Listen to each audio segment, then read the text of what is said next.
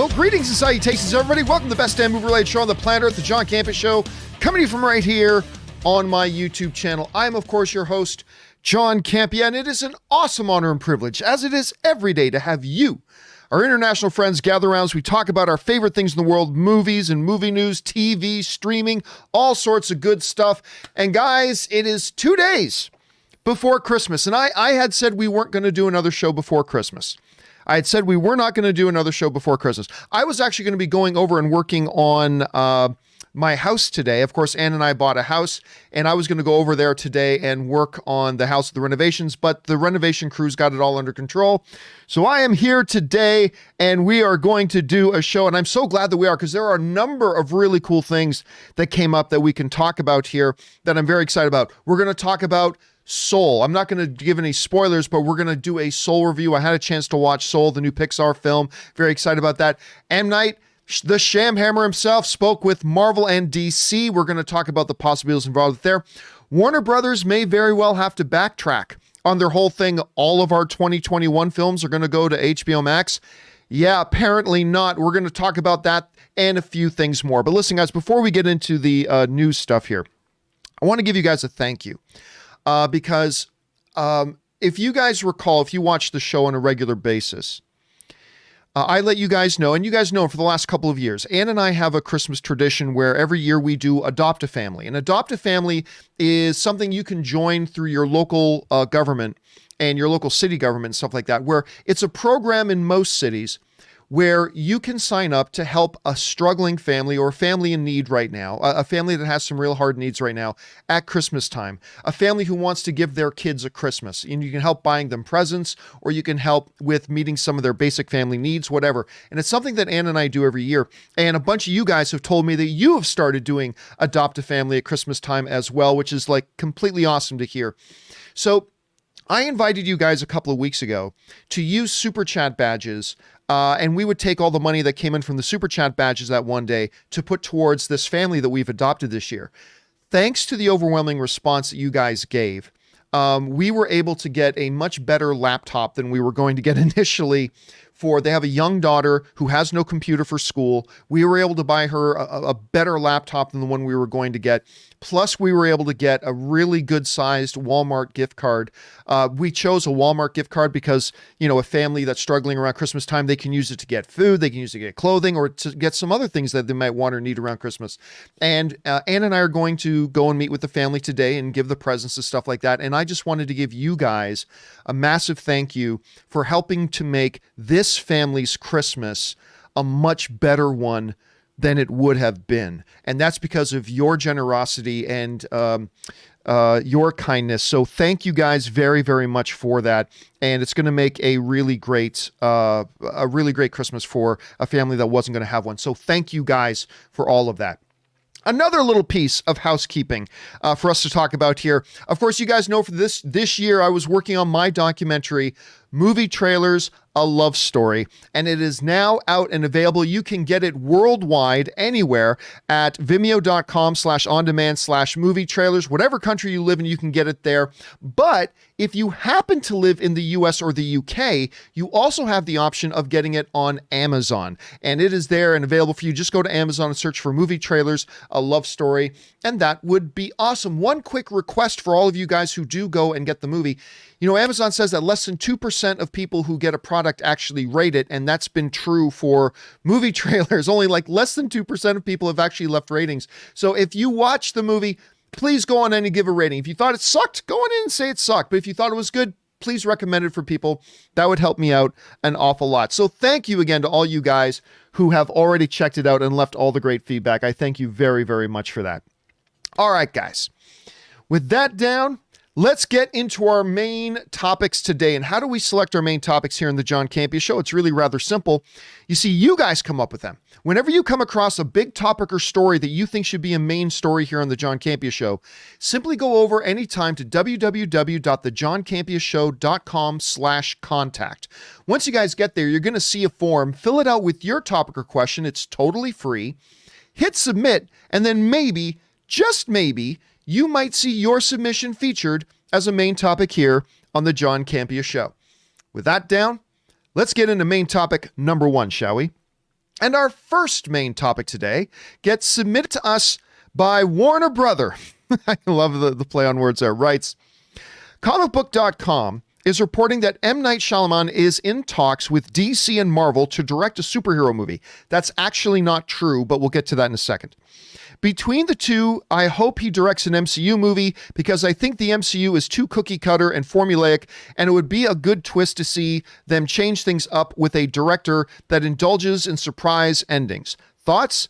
Glass was terrible, but Split and Unbreakable were great. All right, thanks a lot for saying that in. And yeah, I got to agree with you. Glass was terrible. I was so excited for Glass. Because, I mean, everybody likes Unbreakable. Split was surprisingly good.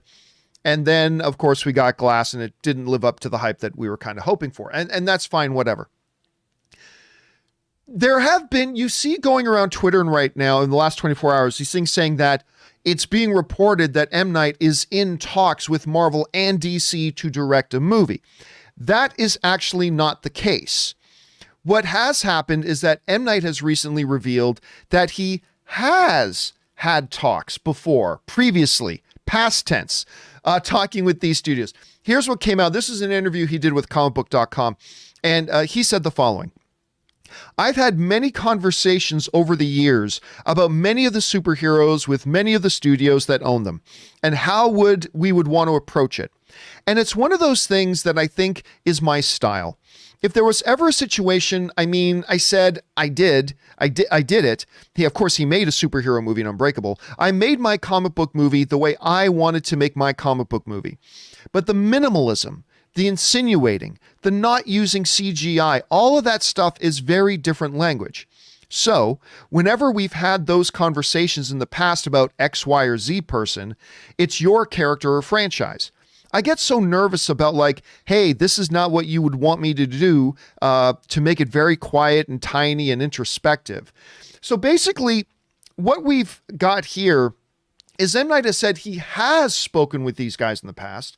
He has had these conversations with these studios, and that's great. But he said, I never really wanted to jump at these things because the types of movies I make are not the types of movies that these guys would want to do. And I've got to say, he's absolutely correct. I don't think an M. Night movie would play well with MCU audiences or play particularly well with DC EU audiences either. Look, when we go into these movies, we go in with certain expectations about what we are expecting to see in our comic book movie. You know, I talk about this a lot with Superman Returns. Superman Returns that had Brandon Routh, and I love Brandon Routh as Superman. I thought he was great. But it was a very different kind of movie from what an audience going to see a Superman movie rightfully were kind of expecting to see. You can't have a Superman movie where the big thing he fights is a falling airplane. That can't be your big action sequence or set piece for a movie like that, right? It's got to have something a little bit more to it. And I understand that. And for that reason, I've always said that I thought Superman Returns was a very good movie, but it was a very poor comic book movie, if that makes any sense. I mean, I understood what they were going for, and I just think that while we can all appreciate a movie like Unbreakable, I think a lot of people who are going to see an MCU movie or a DC movie, if they were going with those expectations, I can't help but wonder if people would walk out disappointed because not that it wasn't good, but it wasn't what we expect in those types of movies. And by the way, Warner Brother, I would suggest that like MCU movies are not cookie cutter at all. I reject that argument completely because Doctor Strange is a completely different kind of movie than Ant-Man was. And Ant-Man as a heist kind of movie was incredibly different than Captain America Winter Soldier, more like a 70s political thriller. And that movie was very different from Avengers Endgame. And that movie was very different from whatever. I just don't agree with this notion that MCU puts out cookie cutter movies. There's nothing to substantiate that. Do they try to make them a little more lighthearted? Yes, they do, because that's what they believe the audience wants. Do they try to infuse it with some humor in all of them? Absolutely, because that's the balance they tend to strike. But beyond that, the movies are very different from each other. In the same way that I think DC movies are quite different from each other. I thought, for example, obviously Harley Quinn and the Birds of Prey was a very, very different movie than Aquaman, right? And all that kind of stuff. But it does raise the question, if M. Night were to do a Marvel or DC movie, which would be the better fit for him? Frankly, I think he could make a great movie regardless. He's also made some very, very crappy movies, but I think the better fit for him, honestly, for me, I think would be DC. I think DC would be a better fit. I don't think DC would be a good fit for M. Night. I don't, but I think it would be a better fit.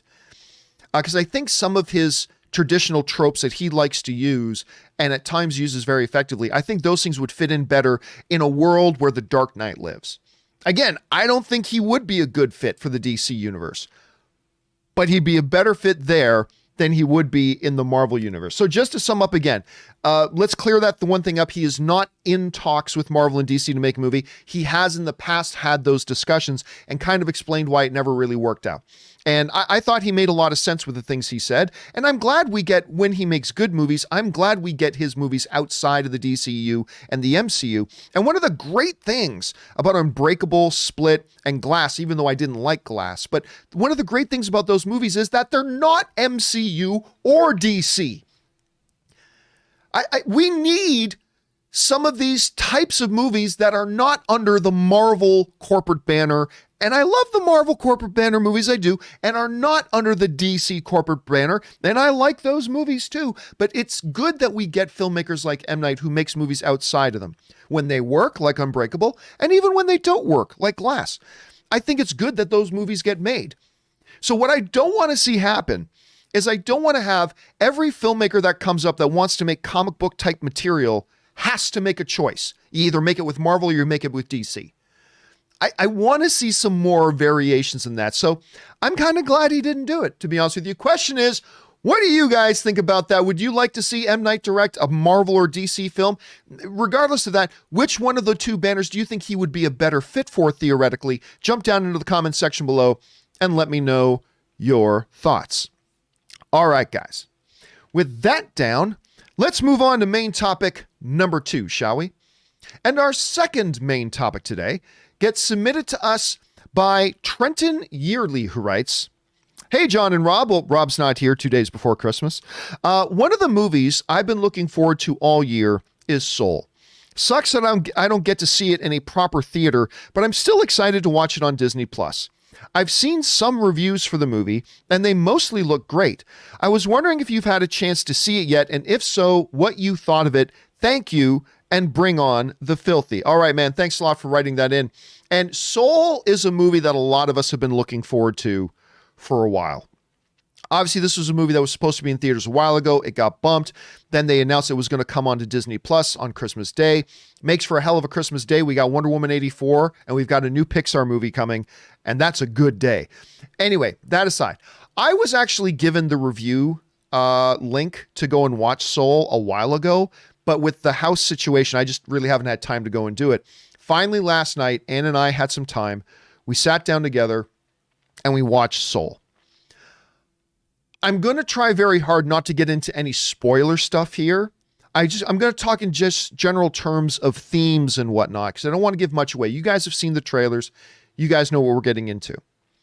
Now, it should also be pointed out that the movie right now has a very good critic rating. The critics are really liking this movie. As of right now, it's got a 97% on Rotten Tomatoes after over 100 reviews have come in. That's really positive. I mean, that's obviously absolutely spectacular.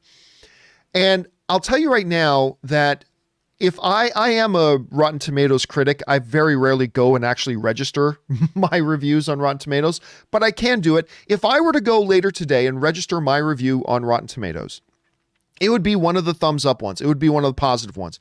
It's a good film. It is, which is, we expect nothing less from Pixar at this point. It is a very good film. And I enjoyed it and all that kind of stuff. Some people saying things like, it's the film of the year. with that, I disagree. I do not think it's the film of the year. I do not think it's a top 5 Pixar movie, but it's still very good and very enjoyable. It's got humor, but doesn't have the laughs of, say, The Incredibles. It has heart, but it doesn't have the same amount of heart as I found in, say, Coco, or maybe even Inside Out. What it does have, though, is it has WALL-E and Up level moral of the story. Now, I'll be honest with you. I got through about the first half of the movie. And as I got it through about the first, like I say, about half of the film, I was liking it okay, but I wasn't really getting into it. I admired the fact that they were doing something like real metaphysical and very different, and I appreciated that. But it wasn't until about halfway through the film that they really started to reveal to the audience what's the real moral of the story of this movie. Now, normally, when you look at any animated film, or a lot of films in general, actually, not just animated films, when you look at a lot of these movies, you can pick up on what is the moral, what's going to be the ultimate message of this movie by about the 10 or 15, maybe 20-minute mark of the movie. When you watch Coco, which I love dearly, you can kind of tell the direction they're going in. The real moral of the story of Soul doesn't start, you think it's one thing, and then it changes and you realize, oh, wow, they're actually going much deeper. And there's a much more meaningful, meaty kind of moral of the story to this. And I don't want to give away what it is. And I can't wait until after Christmas when some of you guys have had a chance to watch this film that we can talk about a little bit more openly. Because I got to tell you, I loved the moral of the story.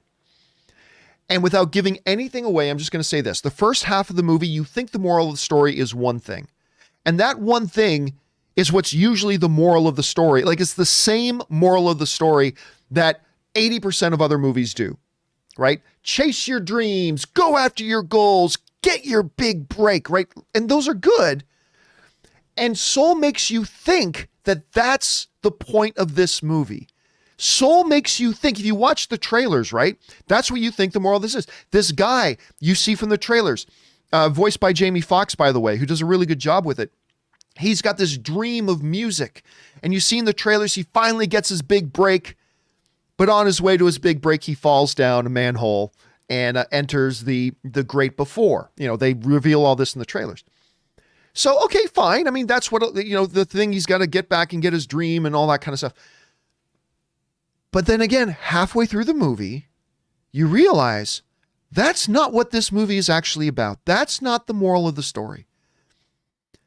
And I'll be honest with you, I found myself for about 5 minutes not even hearing the movie because what their moral of the story was hit me so hard, again, about halfway to 3/4 of the way through the movie. When it hit me and I realized where they were going with it, I found myself actually wrestling with it. And I didn't even realize for a couple of minutes that I wasn't even paying attention to the movie anymore because I was so wrapped up in the idea of what the ending message of the movie was going to be. And I found it very special and very powerful, and I appreciated it a lot. And I'm not going to say what it was, but I cannot wait to talk about it more. I cannot wait to talk about it more. So overall, Soul for me is a good film that has some laughs, has some heart. It's a charming little movie that doesn't really find its true strength until you get to what the moral of the story is. It is another solid, good Pixar outing that I enjoyed, and I think you will too. Just don't go in expecting the absolute top tier of what Pixar has to offer. Don't go in there expecting Up, right? Don't go in there expecting The Incredibles. But it's not far below that and very enjoyable at the end of the day. And I think you guys will quite enjoy it. And I hope that the ending of it hits you as powerfully as it did for me. Question is, guys, what do you think about this? Where are your expectations right now for a movie like Soul? For me, a very enjoyable experience, even if it's not the best that Pixar has to offer. Once you guys see it, make sure you let me know what you think. All right, guys. With that down, let's move on to main topic number 3, shall we? And our third main topic today gets submitted to us by Eric Brothers, who writes, Hello, John, and Merry Christmas season to you and yours. Thank you so much, Eric. I appreciate that. They finally dropped the first trailer for the new Eddie Murphy film Coming to America 2. I'm old enough to remember going to see the first one in theaters, and I loved it. I still do today. I've been pumped to see this, but I have to admit the trailer didn't live up to my expectations. What did you think of it? Am I just setting the bar too high in my own mind? All right, thanks a lot for sending that in. And yeah, listen, one of the movies that we've been talking about for quite a while, one of the upcoming movies we've been talking about for quite a while, is the new Eddie Murphy Coming to America 2. Way overdue. This is a sequel in a movie that should have come out 10 years ago, but hey, whatever, we're getting it now. And after Dolomite, we're all waiting for the next thing of Eddie Murphy that we can sink our teeth into, which is great, and I'm looking forward to it. They finally released, of course, it's coming out on Amazon here shortly, but they finally released the first trailer for it. And I'm going to tell you, Eric, I kind of think the same way you do, in the sense that I love the original. I must have seen it like 15 times. I'm very excited about the next one. The trailer was not very good. It's not terrible. I didn't find it to be awful. I didn't find it to be any of that. I just didn't find it to be very good. I thought it just way over-relied. The trailer itself did what I hope the movie doesn't do. It just way over-relied on the nostalgia of the original film. Hey, look, everybody, there's that character. Ooh, look, everyone, that character's back. And it was just kind of one big all-giant nostalgia fest. And I just didn't. Now, they had the one joke in the trailer that really got me when all the guys in the barbershop are calling them the different names. And the one guy goes, hey, couple of kids from the TV with the flies around you. And then the barber's like, oh, no, that's too far. That's too far. That made me laugh. I thought that was pretty funny. And, you know, we also know what the movie is about. For those of you who might have missed some of it, this is the basic premise of the movie that they've revealed so far. Akeem, that's the Eddie Murphy character, learns that he has a long-lost son in the United States and must return to America to meet the unlikely heir to the throne of Zamunda, a sequel to the 1988 comedy Coming to America. So they set it up, and they set it up pretty well also in the trailer itself. Like, the trailer itself sets it all up. And of course, we've got James Earl Jones back saying, my son, we need a male heir. You have a son in America. We have to go back. Arsenio Hall. By the way, can I just say I've been excited to see the return of Arsenio Hall. I am unapologetically one of those guys that have always had a soft spot for Arsenio Hall. And I'm very happy to see him coming back. Anyway, there's that. But again, listen, I want to make sure to make it clear. I'm not saying that I thought the trailer completely sucked. Okay. I'm not saying that. I'm not saying that the Coming to America 2 trailer turned me off of the idea of going to see the movie. It didn't. I'll watch it on Amazon the day that it drops. I'm simply saying, you know, the job of a trailer, we're always saying this, is to take your expectation level for a movie, wherever it is, however high or low, and bump it up a couple of notches. I was already excited for Coming to America 2. This trailer did not make me more excited. That doesn't mean the movie's not going to be great. We've seen thousands of examples of mediocre trailers to fantastic movies and fantastic trailers to terrible movies. Doesn't mean anything. I'm just saying that speaking of the trailer, and only speaking of the trailer for me did absolutely nothing to get me more excited for the movie, which is kind of unfortunate for somebody like me because I'm excited for it. Anyway, question is, guys, what did you think of the trailer for Coming to America 2? I'm still excited to see the movie. Make no mistake about it. I absolutely am. And this trailer just didn't make me more excited. Did it for you? Jump on down to the comment section below and let me know your thoughts. All right, guys. With that down, let's move on to main topic number 4, shall we? And our fourth main topic today gets submitted to us by Amid M. And Amid M writes, hi, John. First, thank you so much for your show that we can all look forward to every day. Well, thank you so much, Amid, and thank you for being here for that, man. I know the Warner Brothers situation has been all the talk lately. Did you see that it looks like they are going to cave in and put Dune into regular theater release and will pay Legendary $250 million to keep Godzilla vs. Kong on HBO Max? What do you make of this development? Thank you. All right, Amit, thanks a lot for sending that in. And of course, one of the big stories in movie circles lately, of course, has been the out of nowhere announcement by Warner Brothers that they were, without talking to any of their directors, without talking to any of their production partners, without talking to any of their financiers, Warner Brothers, and without talking to a lot of Warner Brothers executives who, with this also caught by surprise, decided to unilaterally announce that all of their 2021 films were going to go straight to HBO Max and also play in theaters on the same day and date, instead of the traditional theatrical exclusive window and then go to streaming. This was not really all that surprising to hear, but what was surprising to hear was the part about the fact that they did it so underhanded, that they did it like a cowardly little thief in the night. They didn't give anybody who has vested interests in these movies, the producers, the financiers, the production companies, the actors, the directors, they gave none of them a heads up. And what we saw after that was this big, massive pushback from directors like Christopher Nolan, who dragged Warner Brothers over the coals. Denis Villeneuve, one of the hottest directors in the world, the director of Dune, dragged them over the coals and eviscerated them publicly. We've seen that. We've also heard directors like James Gunn, Judd Apatow, and others coming out and speaking against Warner Brothers. We've heard that their production partners, Legendary Pictures, who actually paid the money to make a couple of those movies, is going to be taking them to court. All this kind of stuff. Well, now it looks like Warner Brothers may have to backtrack a little bit on that whole, we're releasing all of our 2021 movies on HBO Max. In a report in Deadline, it basically this is what got said. The deal, because it's right now, it sounds like Legendary and Warner Brothers are negotiating to try to avoid Legendary taking Warner Brothers to court over this. So they're working out a deal. This is what is being reported in Deadline. The deal would keep Dune as a traditional theatrical release in order to maximize its franchise potential, and because it is slated for October of 2021, when COVID vaccines are expected to be widely distributed. Godzilla vs. Kong, which is the other film that Legendary financed for Warner Brothers, on the other hand, would still simultaneously be released in theaters and on HBO Max, but only if Warner shells out around $250 million or more to Legendary. That's a big deal. That's a big thing. So here's basically what's happening. All right, let's break this down. So Warner Brothers, it sounds like, in order to avoid Legendary taking them to court, and by the way, Legendary will win that court case. If that goes to court, Legendary will win.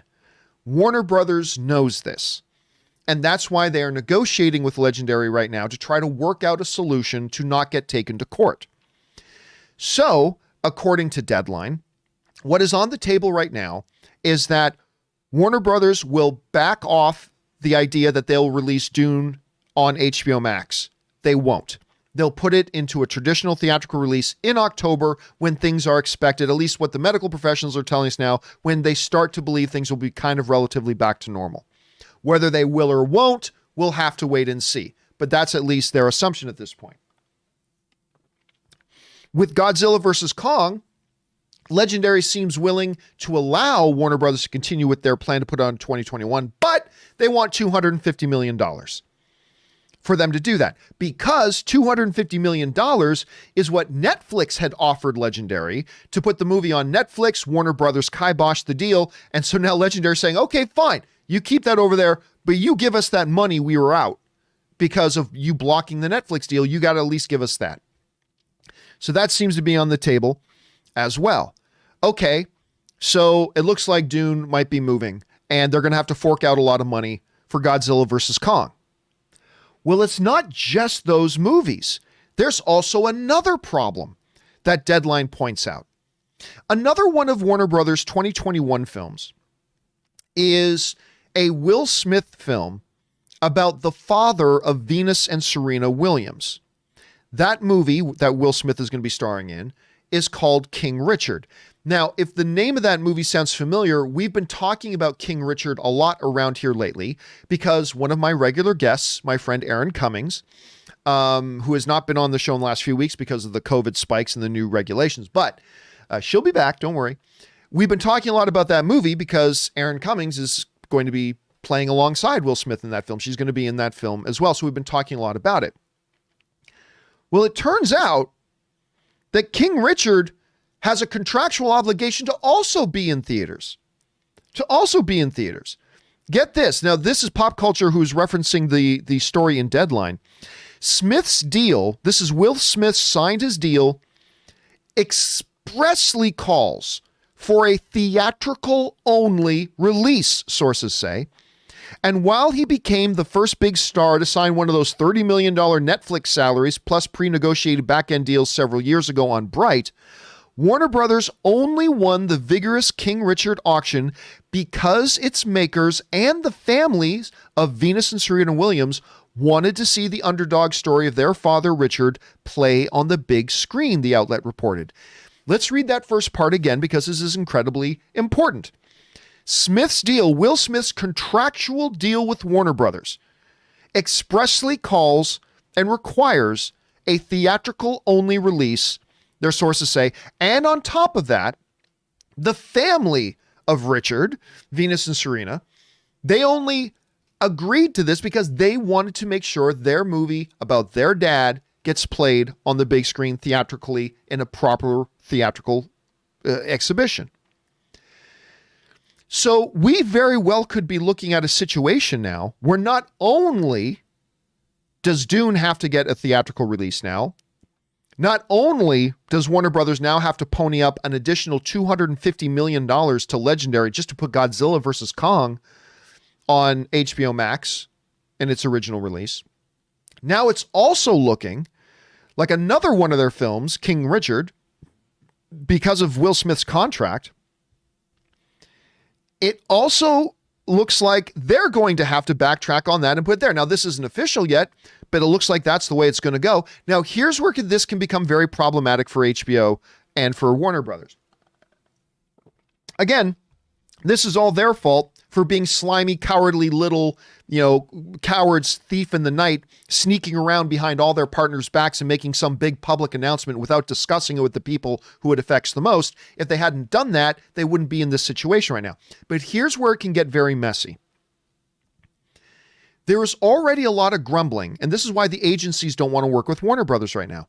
There's a lot of grumbling going around that Wonder Woman 84, which is going straight to HBO Max on Christmas Day, they made a financial deal. Warner Brothers made a sweetheart financial deal with the Warner Brothers people, or with the Wonder Woman 84 people, particularly Patty Jenkins, Gal Gadot, and other financial interest holders that said, we're going to pretend like Wonder Woman 84 was going to make $1 billion in the box office, and we're going to pay you all your bonuses based on $1 billion box office. And I think that's fair. But they didn't give that same deal to all the other movies either. So now you have pissed off directors, pissed off actors, pissed off finance companies, pissed off agencies, and you also have all these other movies going, how come you're not giving us our financial bonuses based on box office projections like you did for Wonder Woman 84? And here's the thing. Once you start acquiescing to some properties, it's like there are going to be other movies that go, wait a minute. You said Dune was going to go straight to HBO Max, and now you're letting them get a proper theatrical release? Well, now we want that too. Wait a minute, another movie says. You said all of our movies had to go to HBO Max, but now you're letting King Richard, the Will Smith movie, go to theatrical? We want that too. It puts Warner Brothers into a very difficult position, a position that could have been easily avoided if they had just taken the time to talk with the producers, production companies, directors, financiers, agencies. If they had just taken the time to talk to all of those people first, instead of sneaking around like a sniveling little coward behind people's backs, they could have avoided this whole situation. They could have avoided all of it. So now they're going to have an even bigger fight on their hands with the other movies. So it's going to be interesting to see how all this turns out. Again, the advantage that Dune has and the advantage that King Richard has is that they had pre-existing contractual obligations that if they get taken to court, Warner Brothers will lose. So they're going to have to bend a knee to a couple of these films. But will that cause bigger problems with the other films that also want that theatrical release? I don't know. We're going to have to see how this unfolds. It's still an evolving situation. We're going to see how it all turns out. But I mean, right now it's kind of a mess. It will get worked out. And listen, as much as I bash on Warner Brothers for this particular move, I am a Warner Brothers fan, and I actually believe Warner Brothers has a lot of very smart people working over there. They also have some very stupid people working over there, but they also have some very smart people working there. Some of my closest friends are people that work over there, but they also have some very stupid people working there. I think they will get this all figured out and worked out. And what it will ultimately look like, I don't think we'll know probably until February. I honestly don't think we're going to get a real solid idea and indication about how this is all going to shake out and what it's all actually going to look like, probably until sometime in February. At least that's my guess. But right now, Legendary has the complete upper hand. Will Smith has all the leverage because they have contracts that say this was supposed to happen with our movies and you broke those agreements. So now Warner Brothers is going to have to settle with them and negotiate before it gets to court because they will lose in court. And then that may start a domino effect with the other movies too. So I don't know. We're going to have to wait and see. Question is, guys, what do you make of this whole mess right now? Do you actually think, I think it's pretty clear Dune will get its theatrical release, pandemic pending, but do you think this is the right move? Do you think they should also allow some other films and filmmakers to have the choice to put it out theatrically? Do you think they should hold the line on some of them? Do you think they should say, courts be damned, we're just going to put them all on HBO Max no matter what? What do you guys think? Jump down into the comments section below and let me know your thoughts. Okay, guys, with all of that down and out of the way, let's now move on and start taking your live comments and questions. And if you want to send in a live comment or question, you can simply go to the tip link that's near the top of the description of this video. That's streamelements.com/movieblogtv/tip. You can send in a question there. If it's reasonable, it'll be read on the show. And of course, you'll be supporting the show at the same time. And all of us here involved with the John Campea Show, thank you guys very, very much for that. Okay, guys, let's jump over and start taking your live questions. We got a whole bunch to get through today. You know what? In today's show, we're gonna go longer than our regular 2-hour show today, because I want to get through just as many, if not all, of the questions that got sent in today. It's our last show before Christmas, so let's jump on it and get right to it. We're gonna start things off here with Kara Black, who writes, on the same week that the GOAT of Star Wars, Luke Skywalker, makes his epic return in The Mandalorian, the GOAT of football, Tom Brady, leads another epic comeback against the Atlanta Falcons.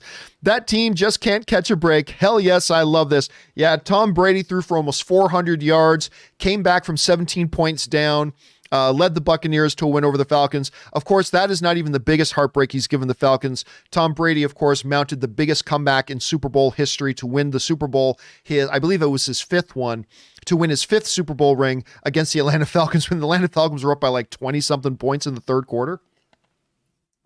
Anyway, yep, it's always good to see Tom doing well.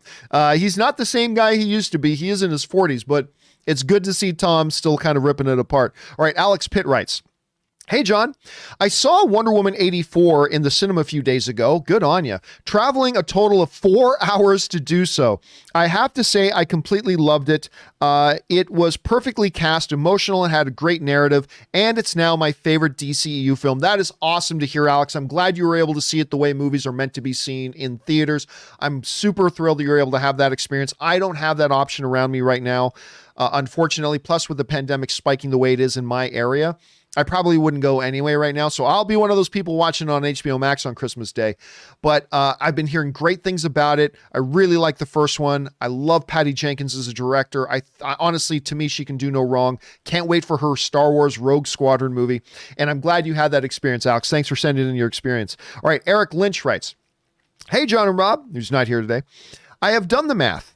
Ahsoka is 45. Boba Fett is 41. Bo-Katan is 53, and Ezra, Luke, and Leia are all around the same age. Well, Luke and Leia are exactly the same age, at any rate, are all around the same age at the time of The Mandalorian, which is 26 to 30, with Ezra being 1 to 2 years younger. Yeah, I mean, one of the funniest things about Mandalorian, one of the great memes I've seen in Mandalorian is somebody put these two pictures together, and the two pictures were of Mando Morrison, who plays Boba Fett. So Mando's Boba Fett, Morrison dressed up as Boba Fett with the scars and everything, right beside Katie Sackhoff's Bo-Katan. And it has them side by side. And the heading on the meme was something along the lines of, man, the years have been rough to Boba Fett, who's supposed to be like 15 years younger than Bo-Katan. And it's true. It is one of those little inconsistencies. It is one of those little inconsistencies. And that's fine. And that's okay. They're a little bit inconsistent with it. We've seen the last couple of years that Star Wars is more than happy to become a little inconsistent with their own, a little inconsistent with their stuff. And that's fine. But yeah, it is kind of funny at the same time when you see Boba Fett and Bo-Katan standing side by side. All right, next up. James Argenta writes, over under 35%.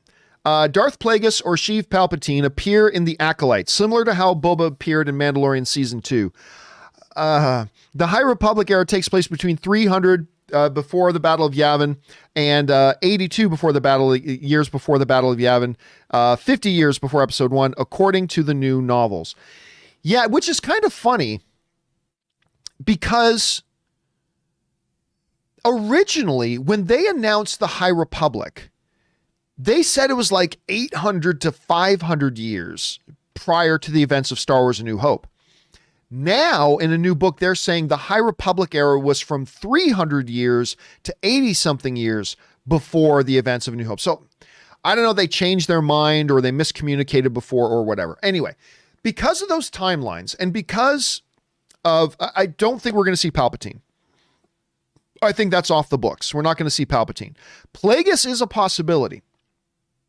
I will say over 35%. I wouldn't say 51%. I wouldn't say it's likely, but I'll say over 35% that we get a Darth Plagueis in there.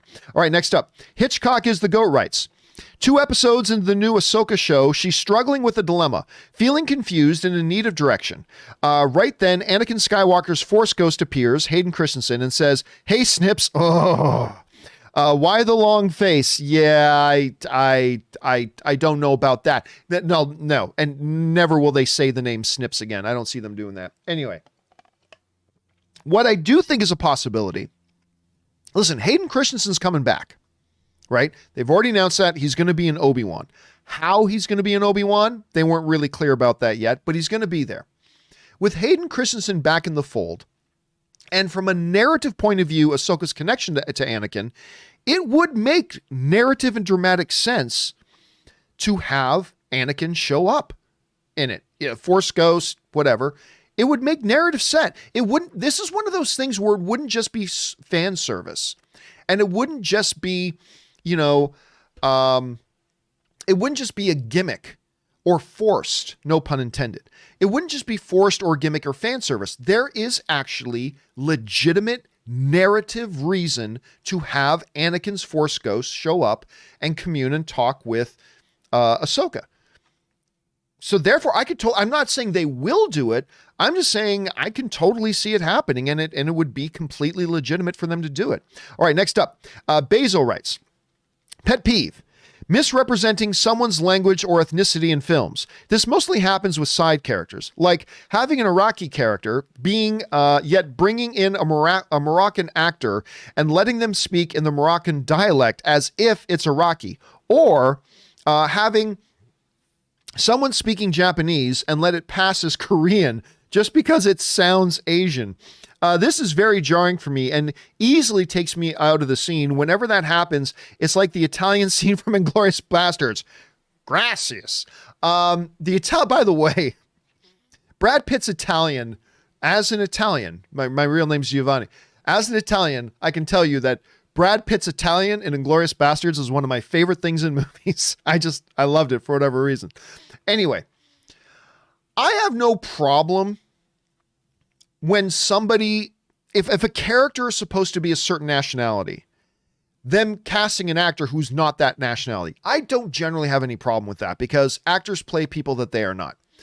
What would bother me is if the character is supposed to be speaking Korean, but they have the actor speaking Japanese, or vice versa.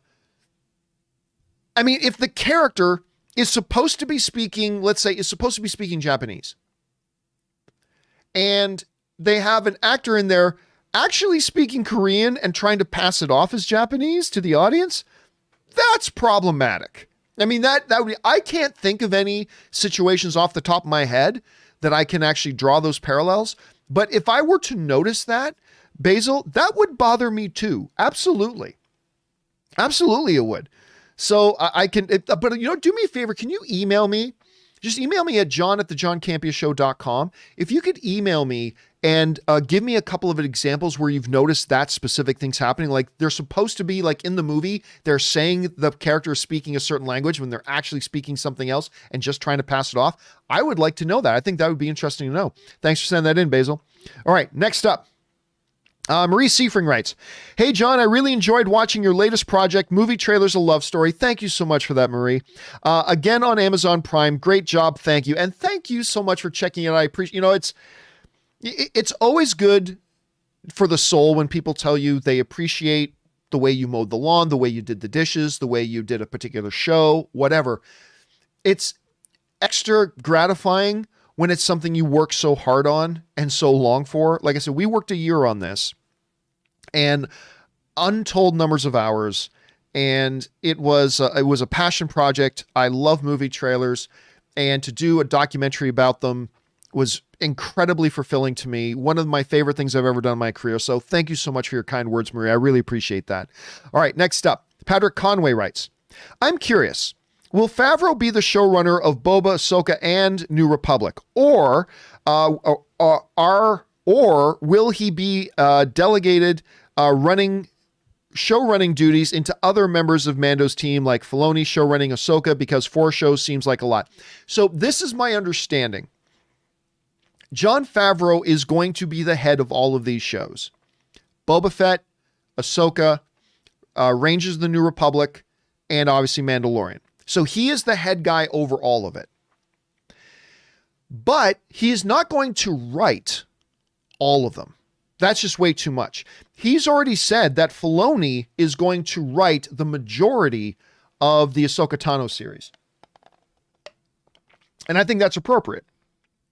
I mean, Dave Filoni's entire life is about that one character. So of course he should write the Ahsoka Tano series. But which, by the way, I am surprisingly looking forward to. I can't believe, if you had told me 6 months ago that I would be looking forward to an Ahsoka Tano series, a character I really don't like, if you had told me 6 months ago I would be excited about a standalone Ahsoka Tano series, I would say you are drunk, sir.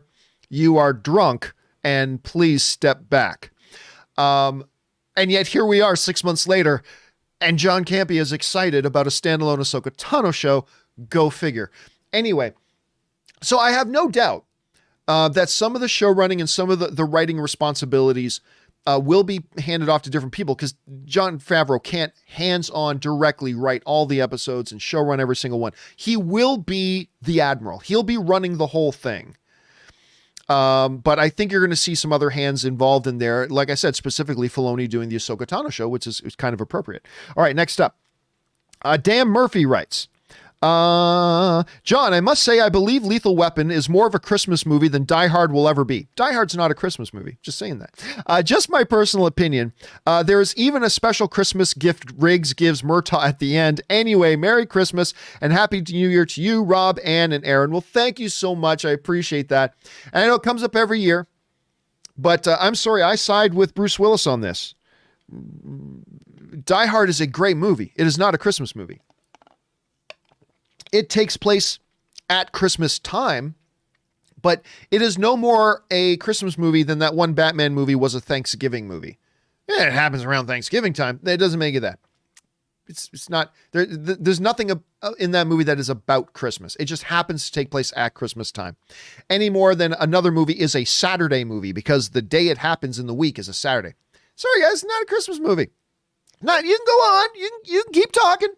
Keep talking about how you think it's a Christmas movie. You go ahead. You go ahead. That's good. You believe what you want to believe. It ain't a Christmas movie.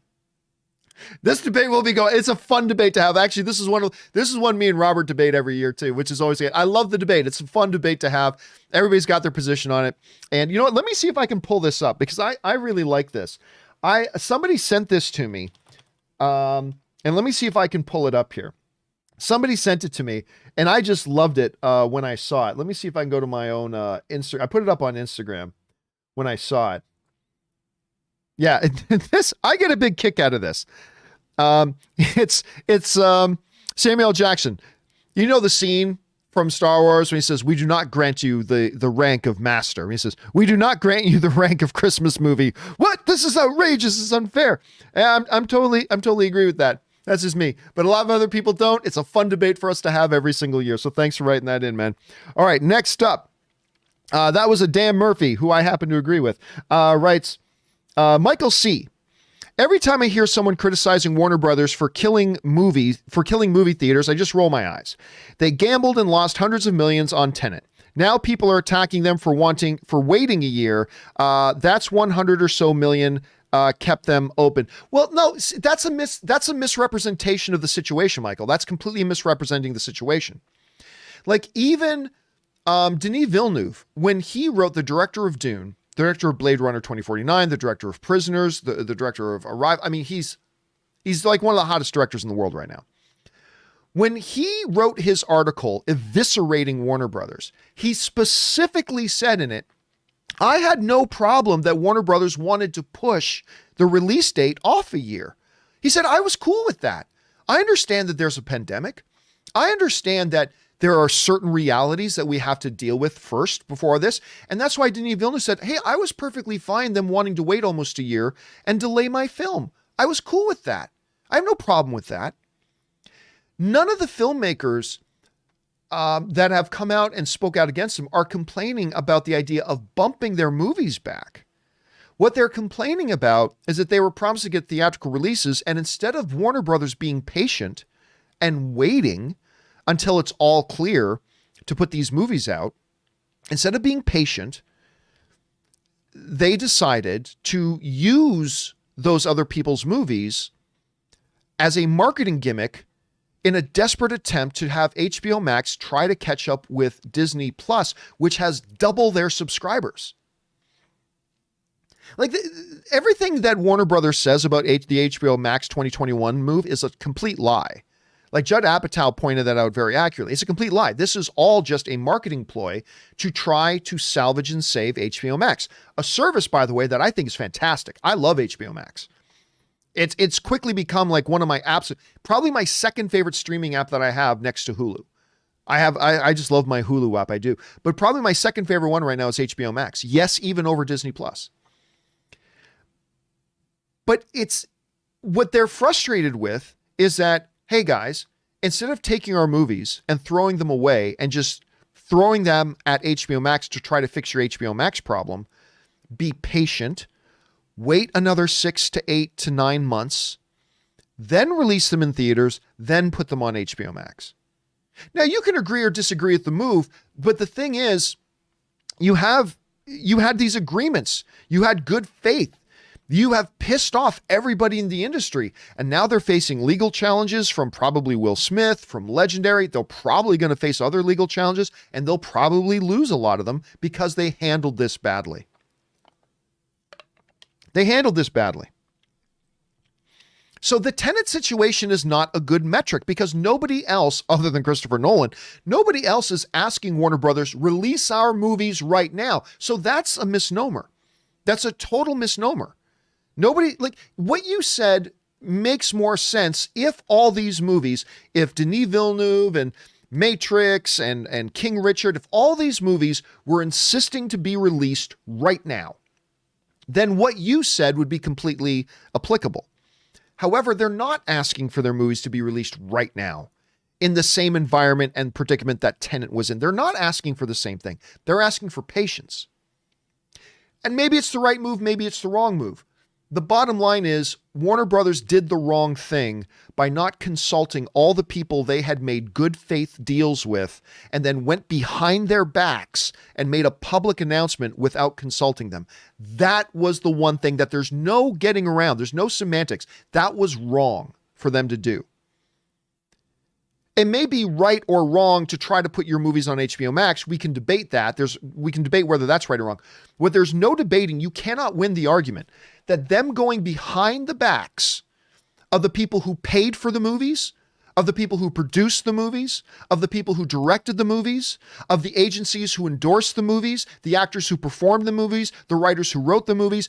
There's no argument you can stand on that justifies Warner Brothers, like a cowardly little thief in the night, sneaking behind all of their backs and making a public announcement that contradicts the pre-existing good faith agreements they had with all those other parties. That part there's no getting around. Maybe it's a good idea to put the movies on HBO Max. Maybe it's a bad idea. There's an argument to be had there on both sides.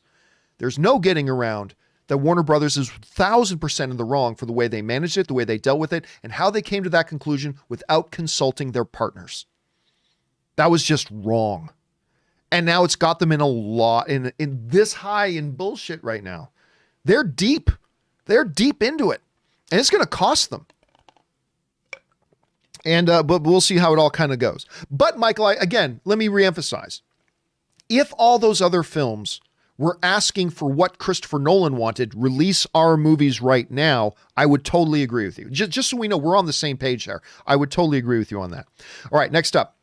Catman writes, with Wonder Woman coming out on the same day that you can watch it at home and half of the theaters closed, how much do you think Wonder Woman will make in the US theaters in the first month? Well, not much. Not much. I mean, you just pointed out there's two big strikes against it, right? Against whatever theatrical performance it can have. Number one, so many of the theaters are closed. And we're in massive spikes of the pandemic right now. So there's one. The other one, of course, is that it's being streamed available for free on HBO. Free if you have HBO Max. It's being streamed for free. And really, then there's a third strike. The third strike is it's going to be pirated like nobody's business because everybody can just record it at home and then pirate it. You can pirate any movie. But the easier it is to pirate, the more piracies there's going to be. So there's your three strikes. One, most of the theaters are closed. Two, people can just watch at home same day. Three, it's going to be pirated the shit out of that movie. So I don't expect much. Wonder Woman just opened in theaters in China and only made half of what the number one movie made.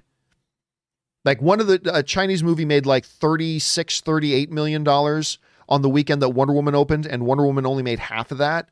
That's not a good sign. Not that DC movies have ever been like massive hits in China. So, I mean, it's not really all that comparable, I suppose.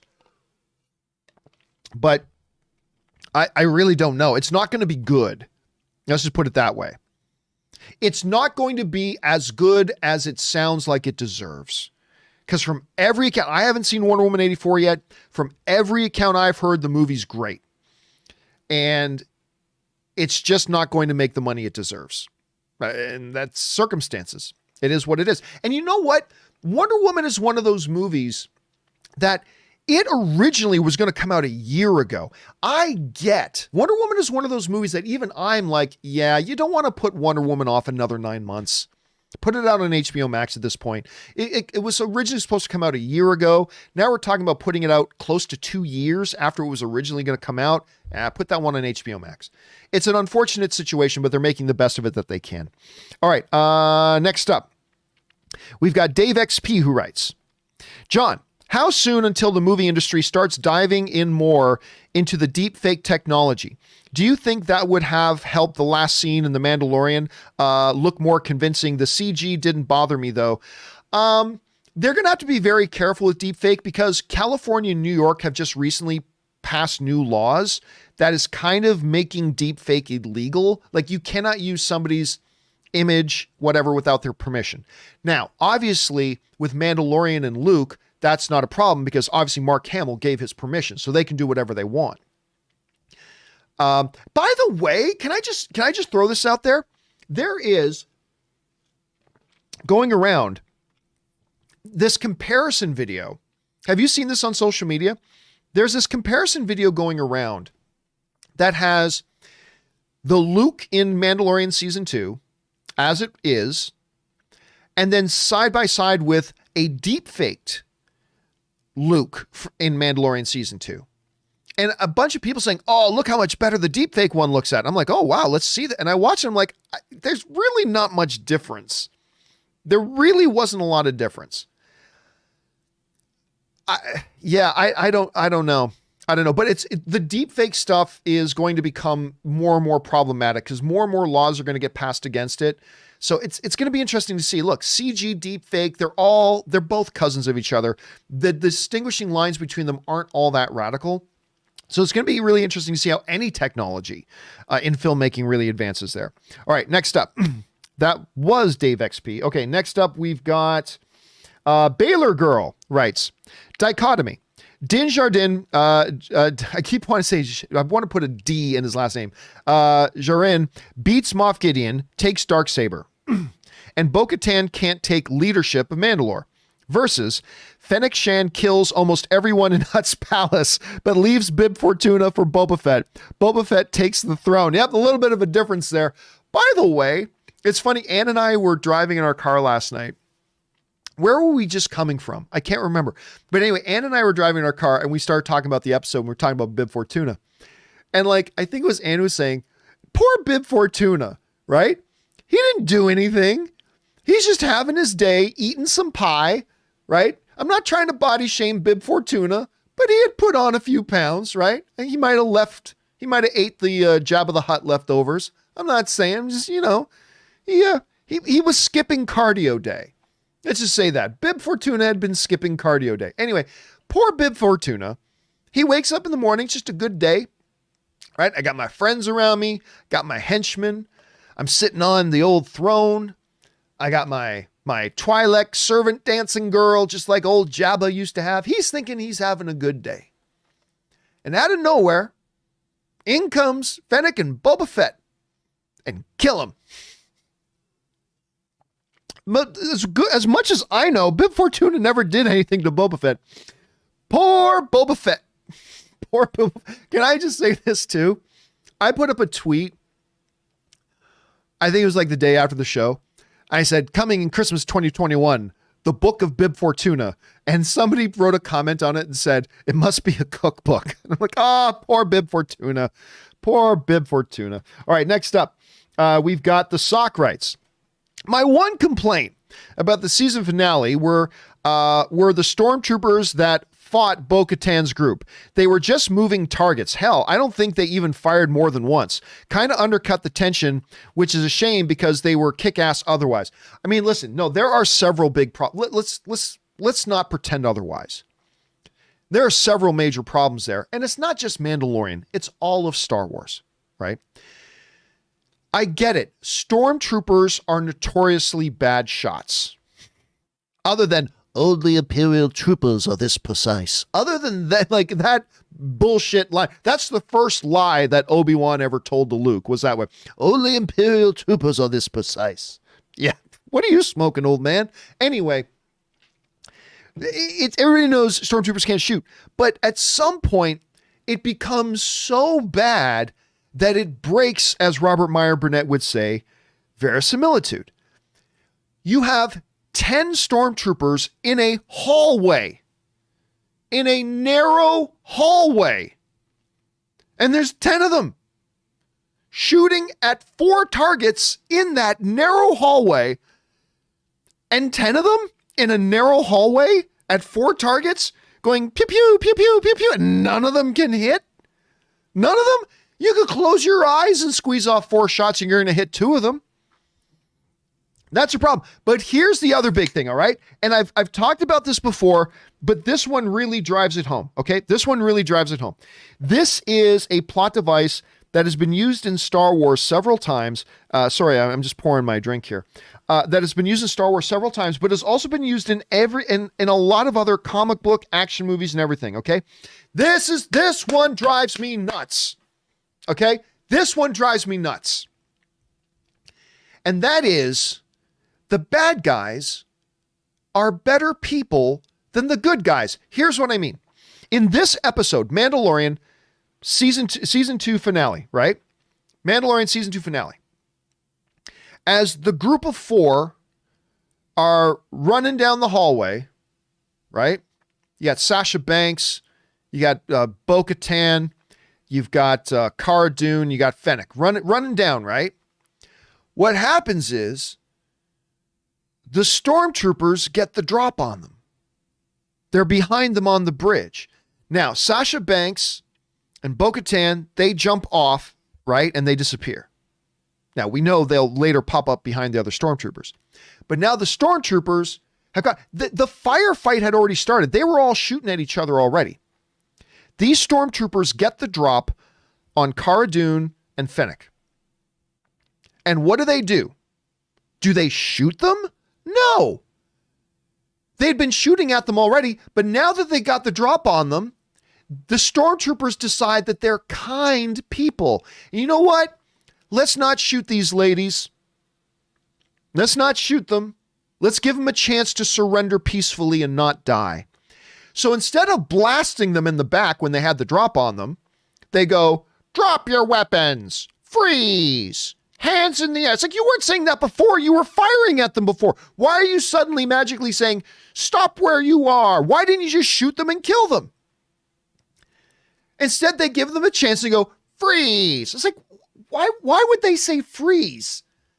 Why wouldn't they just shoot them? So they say freeze, and then you know what happens next. Next, Sasha Banks and Katie Sackhoff, they get the drop on those stormtroopers, but do they have the kindness in their heart to say, no, stormtroopers, you freeze and drop your weapons?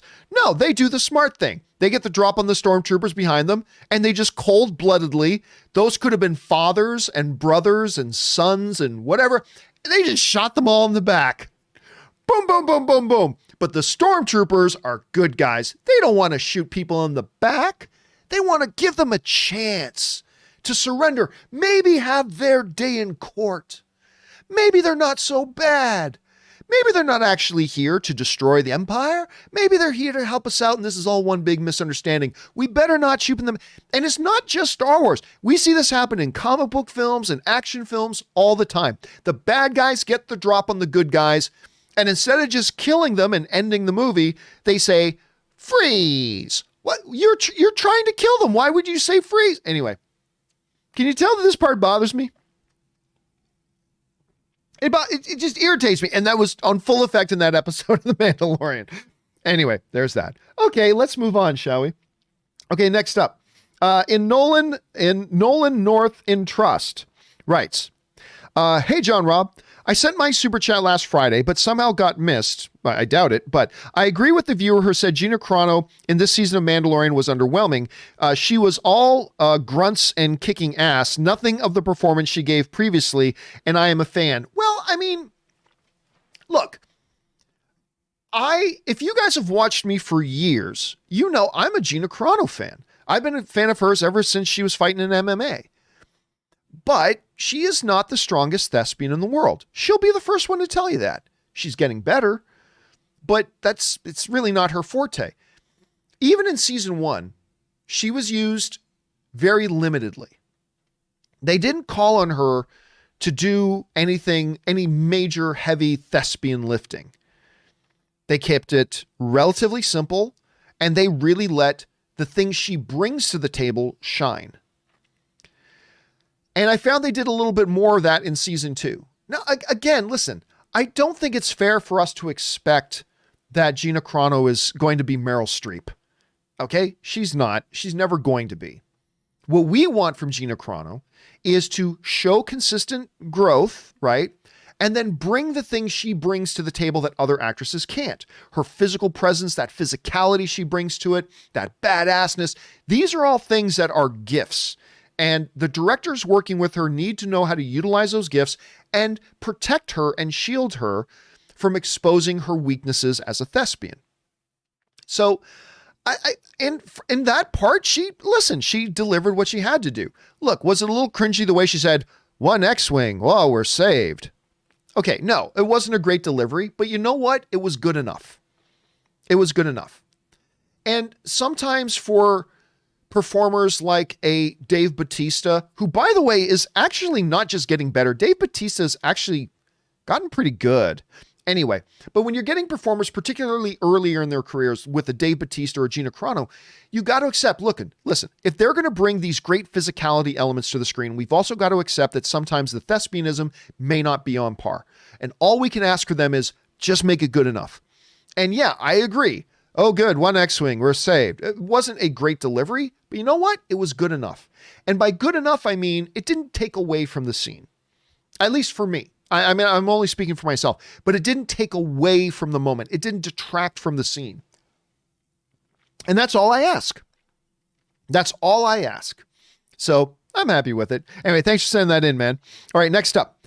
In Nolan North, I Trust also writes, hey, John Rob, I live in the UK, and we have a new mutation of the virus. I heard about this to contend with. Wonder Woman 84 opened last week, and very few cinemas were showing it. I will have to become Blackbeard and illegally download it on Christmas Day. Not proud, but I have no choice. Hey, listen, it also gets me to one of the things I say all the time. Piracy, never to talk to me about piracy and try to justify it. There's no justifying it. You are literally stealing from people when you do it.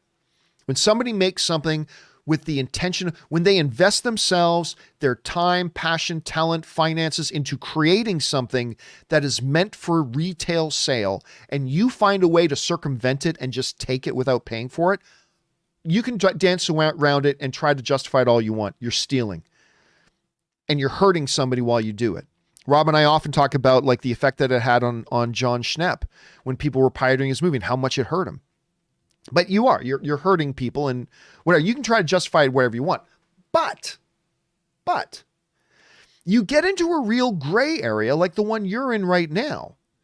Like what happens when you are a customer and you see a product and you want and are willing to pay for that product? And you say, here's my money. I want to pay you for what it is. I'd love to have it. But they give you no option to consume the product. And you're willing to pay. You don't want to pirate it. You don't want to dance around it. You want to go through every legitimate channel and you want to pay for that product and that service and you want to consume it for fair value and you're willing to give them your money. Take my money, damn it. But they don't give you the option. Well, then what do? It's a good question. And that's why I've said for a while, like when Mandalorian season 1 came out and Disney did not allow it to be broadcast on anything other than Disney Plus, but Disney Plus was only in so many places in the world. Like last year I said, listen, I'm not going to give a definitive answer about whether it's okay to pirate it or not. But all I say is like, no judgment from me though. Like if they're not even going to give you the option to get it, it's a gray area. And I'm not saying either way. I'm just saying I wouldn't judge you, man. I wouldn't judge you for that if they're not giving you a legitimate option to pay for it. I don't know what else. Again, no judgment for me. No judgment. I'm not saying either way. I'm just saying no judgment.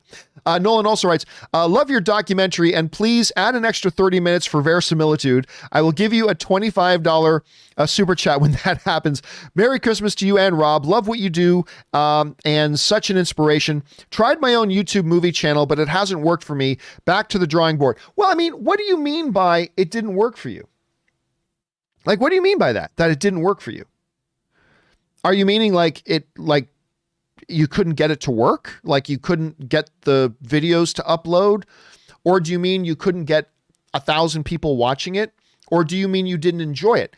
Because listen, I say this a lot. If you want to start up your own YouTube channel, don't do it because you think you're going to get 1,000 people watching you. 99% of YouTube channels do not get 1,000 views. All right. And that's fine. Do it because you enjoy doing it. Now, if you're saying it didn't work for you because you weren't having fun doing it, well, then that's the right answer. If you're not having fun doing it, don't do it. Don't do it. It's not work. It's supposed to be fun and enjoyable. But if you were having fun doing it, but you're like, oh, I only got like 20 people viewing my videos. Okay. Then make videos, have fun, and let 20 other fans out there enjoy your contributions to the film fan community. Don't do it because you think you're going to turn it into a career. Do it because it's fun. So I would say if that's why you stopped, don't be discouraged, get back and doing it again. But if you stopped doing it because you simply weren't having fun, then I totally get it. That's a very, very good reason if that's what you mean by that. All right. And thank you for checking out my documentary, man. I appreciate that. All right. Next up, Blake writes, I'm one of those that didn't care for The Last Jedi, but probably in the minority that still wants to see Rian Johnson do his trilogy in Star Wars. I think if you give him something new that's not tied to anything, he would crush it. Thoughts? Well, I mean, look, I am very much in the middle when it comes to the Star Wars sequel trilogy. I love The Force Awakens. I love that movie. It is my favorite Star Wars movie other than the original trilogy. Other than the original trilogy, The Force Awakens is my favorite Star Wars movie. I liked The Last Jedi. There are elements I loved about it, and there are elements I hated about it. Overall, I like The Last Jedi. I like it. I particularly like what they did with Luke. I thought what they did with Luke, even though it wasn't what I wanted to see, I thought it was incredibly deep and interesting what they did with the character. Not everybody agrees, and that's fine. And then there's The Rise of Skywalker, which I totally loathe. I completely loathe The Rise of Skywalker. So I'm kind of in the middle of that. Rian Johnson is, though, he put to bed any debate about whether he's a great filmmaker. We all knew before he signed up to do a Star Wars movie that he's a great filmmaker. We all knew that. And then as soon as he was out of Star Wars, what did he do? He made an Oscar film in Knives Out. And Knives Out is fan-effing-tastic. Knives Out is incredible. If you have not seen Knives Out, go watch Knives Out. So I love Rian Johnson. Despite the fact that, I only liked The Last Jedi.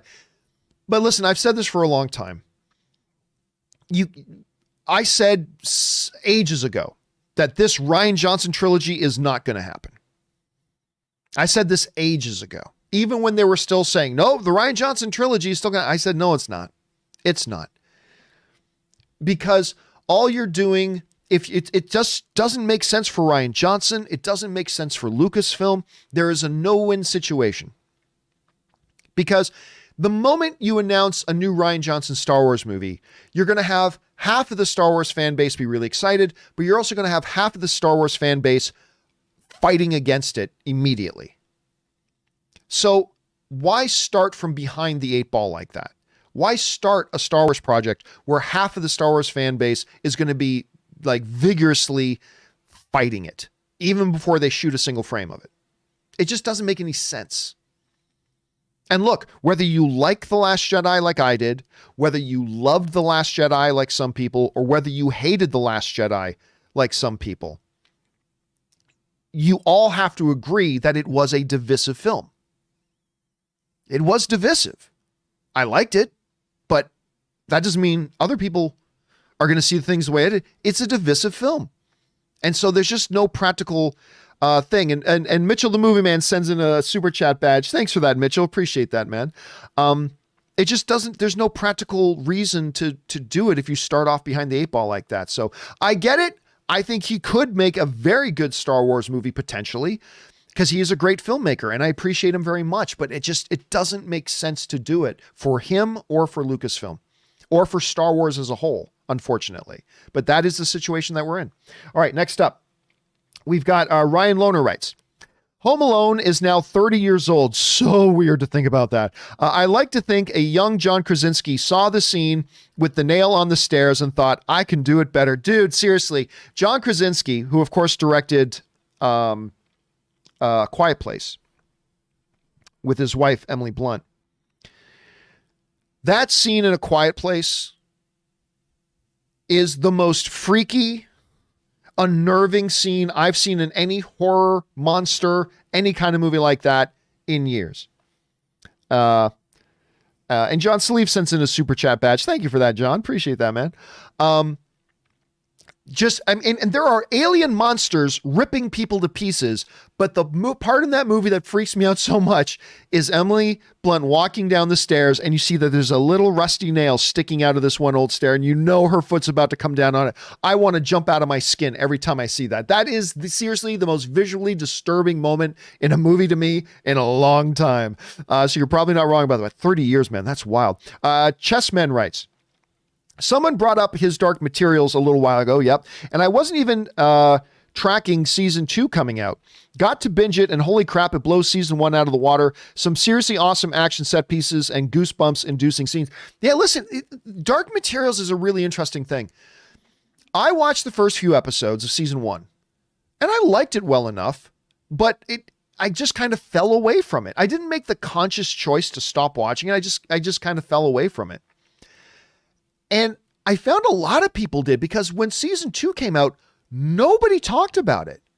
Like when season 1 was debuting, a lot of people were chatting about it and talking about it. And I just think a lot of people fell away. So when season 2 came out, it wasn't buzzed about at all. So I'm glad to hear that you did check it out and that you enjoyed it. Maybe it'll give me the motivation to get back and finish season 1 and get into season 2. I don't know if I will or not, but I'm glad you saw it, and I'm glad you enjoyed it and put it back on people's radar. So thanks for that, man. All right, next up, Suthius writes, hey guys, a few years have passed. As Mando is chilling with Grief and Cara Dune, a disheveled-looking Grogu walks in sobbing and sniffling. Startled, Mando says, kid, what are you doing here? What happened to your training? Grogu replies, why did you make me go with him? He is effing weird. Every time I gave him something, he just threw it over his shoulder like he didn't give a shit, and he kept on trying to make me drink green milk straight out of an animal's teat. Yeah, I don't see them doing that. I don't see them doing that. But it has raised up the question a lot, though, right? The question that's come up a lot since the Mandalorian finale has been, does Kylo kill Grogu as a part of the purge of the new Jedi Academy? My belief, and again, this isn't based on any knowledge, it's simply a belief. And Brian Misfit sends in a super chat badge on the live chat. Thanks for that, Brian. Appreciate that, man. My belief of what they'll say happens, and I don't know this is just me speculating, is that they're going to say at some point, for one reason or another, Luke will send Grogu away before things get bad. Either he'll send him away as a little one. As the next stage of your training, you need to go and do this. Or little one, before you can truly merge with the Force, you must first accept who you are. And the only way to do that is to go and be among your people for some time. Therefore, I'm sending you to Master Yoda and Yaddle's home world where you came from to live there amongst the people so you can know who you are and then come back in a few years. For whatever they do, I just think Luke at some point is going to send him away, and it'll remain a mystery. I don't know. We'll have to wait and find out. All right, next up, Baltazarzix, I'll never pronounce that right, writes, hey dude, been watching for years, early Broom Closet days. Thanks so much, man. The old original AMC days. Thought I'd say hi. I just finished Mr. Robot, and it's just entered my top 5 TV shows, and Sam Esmail to me is a top tier director. Just want to know what you think of the show / Sam. Haven't watched it. I need to. That one is high on my list. There's a couple of what everybody says are great shows that I have not watched, because I haven't watched a lot of TV. I don't watch tons of television. Now, I've been watching more television the past 9 months because of the pandemic. But I've usually pretty selective about the TV I watch, because most of my time is spent watching movies or writing content and talking about movies. But there are several shows right now that are very, very high on my list of things I've got to watch. One of them is Fargo. Fargo is high up there. I gotta watch Fargo. Everybody talks about Fargo. I gotta watch Fargo. But Mr. Robot is one of the ones as well. That's one I've got to see. And so that one is high on my list. Haven't watched it yet, but obviously Rami Malek won an Academy Award. He's got international acclaim. He's going to be a Bond villain now. So a lot of cool things have come out of it. So I'm looking forward to checking it out, man. Thanks for keeping it on my radar. All right, next one out. Jesse writes, who had the better, oh shit, I think I'm screwed face? Thanos watching Captain Marvel blow up the ship in Endgame, or Moff Gideon watching his Death Troopers get wrecked? I'm going to say Moff Gideon did. The Thanos face was a good one, but I'm going to say the Moff Gideon one because, I mean, he knew, look, Moff Gideon understands the universe. He's a Moff in the Empire. He knew exactly who it was that was showing up on his ship.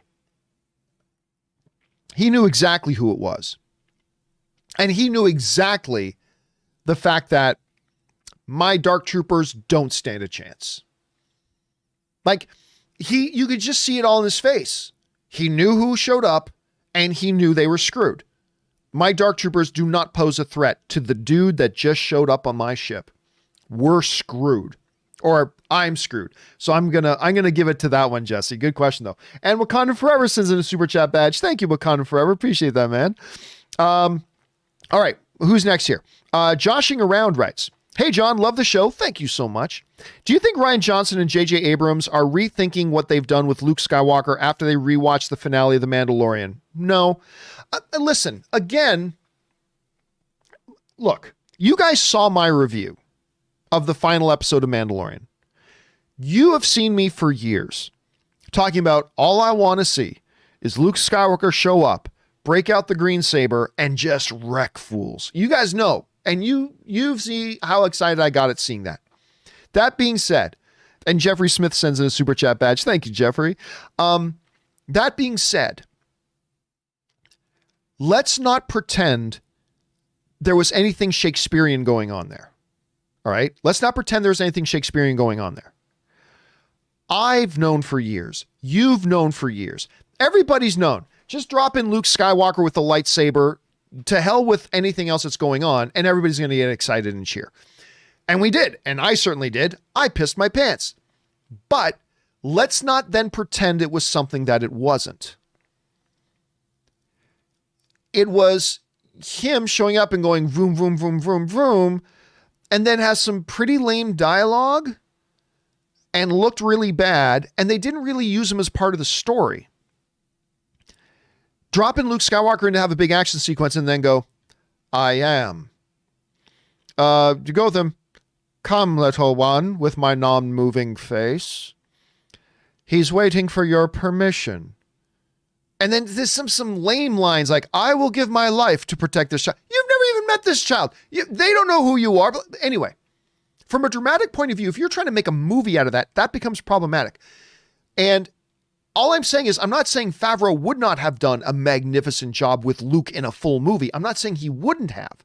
But what I'm saying is, let's not compare the great fan thrill we get for just dropping in Luke for a minute, wrecking some fools with lightsabers, and then having some pretty cheesy dialogue. Let's not compare that with what other filmmakers try to do in a larger scale, narrative-driven, deeper character study stuff, rather than and listen, you guys know how much I love the last episode of Mandalorian, but let's love it for what it is. It was a very one-dimensional, very shallow, Luke with a lightsaber, boom, boom, boom, boom, boom. I'll take the child. Great. And here's R2-D2 just for good measure. And we'll close the door, just like when the door opened on an elevator with me standing next to Vader. Now we'll have the closed one with me with little baby Yoda. It was a very one-dimensional, very shallow, but very thrilling kind of ending. Let's not try to compare what one filmmaker or set of filmmakers tried to do in a character-deep, narrative-driven, like movie-length thing with a quick 3-minute drop this character in with no dialogue, just wrecking the bad guys, which is what a lot of movies do, and then have them say a couple of cheesy lines, which was perfect for the Mandalorian season finale. I'm just saying, let's not pretend it was something that it was not, and let's not compare apples to oranges. So, no, I don't think filmmakers like JJ, and I hated his Rise of Skywalker, but I don't think filmmakers like that regret decisions they made in telling their own stories. I can like or not like what they did, but I mean, they don't regret the decisions they made just because of what somebody else does. Anyway, that's all I'm saying. All right. And Vegtrug Sends in a super chat badge. Thanks, Vegtrug. Appreciate that, man. Let's see. Who's next? Next up is, that was joshing around. Next up is Tony Rodriguez, who writes. So I heard the Tamura Morrison stuff about his weight, and I seen that they repainted Boba's armor. But do you think they're going to update his armor? It looked a little off, and Mark Hamill was on set, and his voice in the credits. Also, look at his hands. I'm not sure what we're talking about his hands. Anyway, do I think they're going to update Boba Fett's armor? I don't think so. I think it's always going to have the same basic color palette. He just repainted it. So I don't think they're going to change it much. And the Tamura Morrison thing about his weight, I have not understood why that's an issue to anybody. I really don't. I don't understand why it's an issue to anyone. And quite frankly, it really just wasn't even that bad. So I don't get why people, but no, I don't think they're going to be making any major updates to his armor because he's going to want to honor his father's armor, right? At most, he's going to do some paint job thing, but other than that, I don't think there's going to be any fundamental changes for that. Anyway, that's just me. All right, next up. Suthius writes, could it be that the Book of Boba Fett may be the crime-filled underworld type show that Lucasfilm had talked about? Boba's book could just be full of names that he needs to deal with, kind of like Oliver's List in Arrow. Fennec is his bookkeeper / assassin. That could be one of the main... I mean, look, you specifically ended that show with him taking over Jabba's empire, right? Or, Bib Fortuna's empire, as short-lived as that was. So obviously there's going to be some underworld elements. They've talked about doing that for a long time. But let's also not forget that at the Disney Day presentation, one of the things Kathy Kennedy said was these shows are going to have a major crossover story arc together. So it's going to involve something else. I believe that crossover element is going to be Grand Admiral Thrawn. I think Grand Admiral Thrawn will be the end game, if you will, of all of Book of Boba Fett, Mandalorian Season 3, Ahsoka Tano, Rangers of the New Republic. I think somehow, way, shape, or form, Grand Admiral Thrawn is going to be the centerpiece of all that. I don't know that. I have no insider information on that. That's just me speculating. But I think that that's going to be the major crossover thing. So I don't think you're going to see the Book of Boba Fett deviate too far away, but we'll see how they kind of put that together. All right, next up. Mr. Nobody writes, that's what happens when you close a gym during the pandemic. You get fat Bib Fortuna. That's right. Hey, Bib Fortuna's like, look, I had a workout routine and then all of a sudden the gym's closed, but I still ate the same amount I did, but I wasn't burning the calories. You get that. An anonymous viewer writes, what if Thrawn has a stiffy? If Thrawn has a stiffy, it'll be a glorious one, and it'll be a well thought out strategic stiffy. We can say that for sure. All right, Ethan Hunt writes, hey, John, hope you and yours are doing well. We are doing well. Thank you, Ethan. When you get the chance, I highly recommend reading Jade City by Fonda Lee. It's an Asian mafia clan story with great characters and martial arts with a unique magic system. A magic system I think you'd enjoy. Really? I've never even heard of it. You know what? Give me a second. Let me see if I can look this up. Jade City. Bringing it up now. And it's a saga. It's a saga. Jade City. The Green Bone Saga #1. A gripping Godfather-esque saga of intergenerational blood feuds, vicious politics, magic, and kung fu. See, that's the magic part. That's the kind of got me going, what? What's this? The Kaul family is one of 2 crime syndicates that control the island of Kikon. It's the only place in the world that produces a rare magical jade, which grants those with the right training and heritage superhuman abilities. You know what? I am going to go over to my Amazon account and I am going to get this audiobook because I've got like 12 unused audiobook credits right now. I'm going to buy this audiobook right now. Done. I've got it on my audiobook. Thank you for putting that on my radar, man. I really appreciate that. Okay, let's move on. Next up. Ethan Hunt also writes in 1 of 2. When I was a kid, I went to see The Phantom Menace opening week. When waiting in line for tickets, a group of Star Trek dressed people came in and protested the movie. They were shouting, breaking Star Wars merchandise by the line, and overall harassing us. The cops were called and dispersed them, but it was by far the most bizarre movie-going experience I had ever had, and my introduction to just how crazy fandoms can be. They only came to cause trouble because it was Star Wars, and that was wild, man. I mean, here's the thing. I've seen many videos of like the opening night lines of the Phantom Menace. I, of course, I camped out like a lot of people. I did camping out for Star Wars tickets, even though I wasn't going to buy tickets. Long story short, I was driving 1,000 miles or 2,000 miles back to Hamilton, Ontario, Canada, so I could watch the Phantom Menace in my favorite movie theater. But I didn't want to miss out on the experience of camping out for tickets. So a couple of buddies of mine in Saskatoon, Saskatchewan, Canada, they set up a tent like 3 days before tickets went on sale. This is before, Fandango and just buying tickets online. They were camping out on the sidewalk in tents and hundreds of people in line. And I went out and I hung out for a couple of days just so I could have that experience, even though I wasn't getting tickets there. Because after that, I got in my car and I drove 2,000 miles back to Hamilton so I could watch it in my favorite movie theater.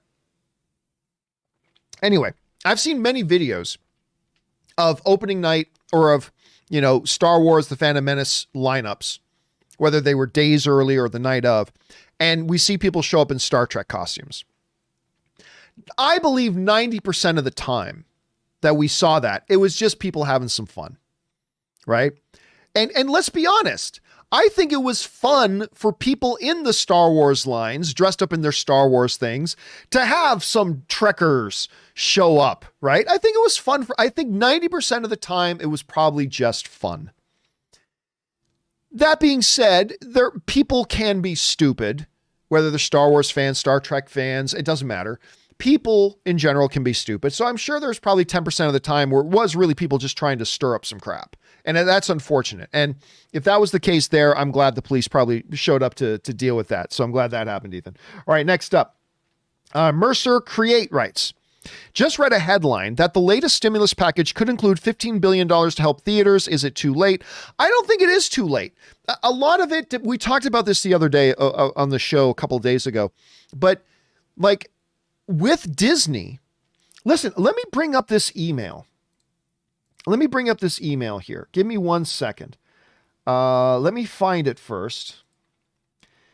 Disney just sent me this big list of things that they have coming up here. All right. Look at the number that they're saying. These are theatrical releases. So we've got The Kingsman, which is going to be theatrical. We've got Bob's Burger, which they're still saying is going to be theatrical. They've got Ron's Gone Wrong is going to be theatrical.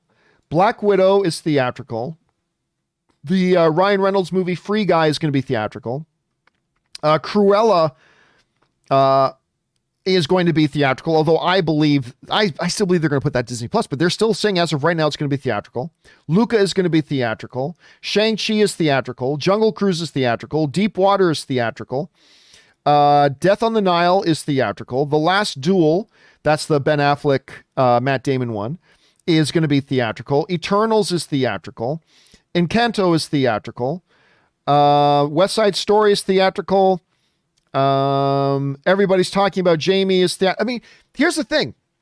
With all these movies that Disney's still saying these are theatrical, with Warner Brothers getting now pushback, and it looks like Dune is going to have to go theatrical despite what they said. It looks like at any rate that King Richard, we'll see how that works out. Maybe they work out a deal and they won't have to, but it looks like they're going to have to put that theatrical.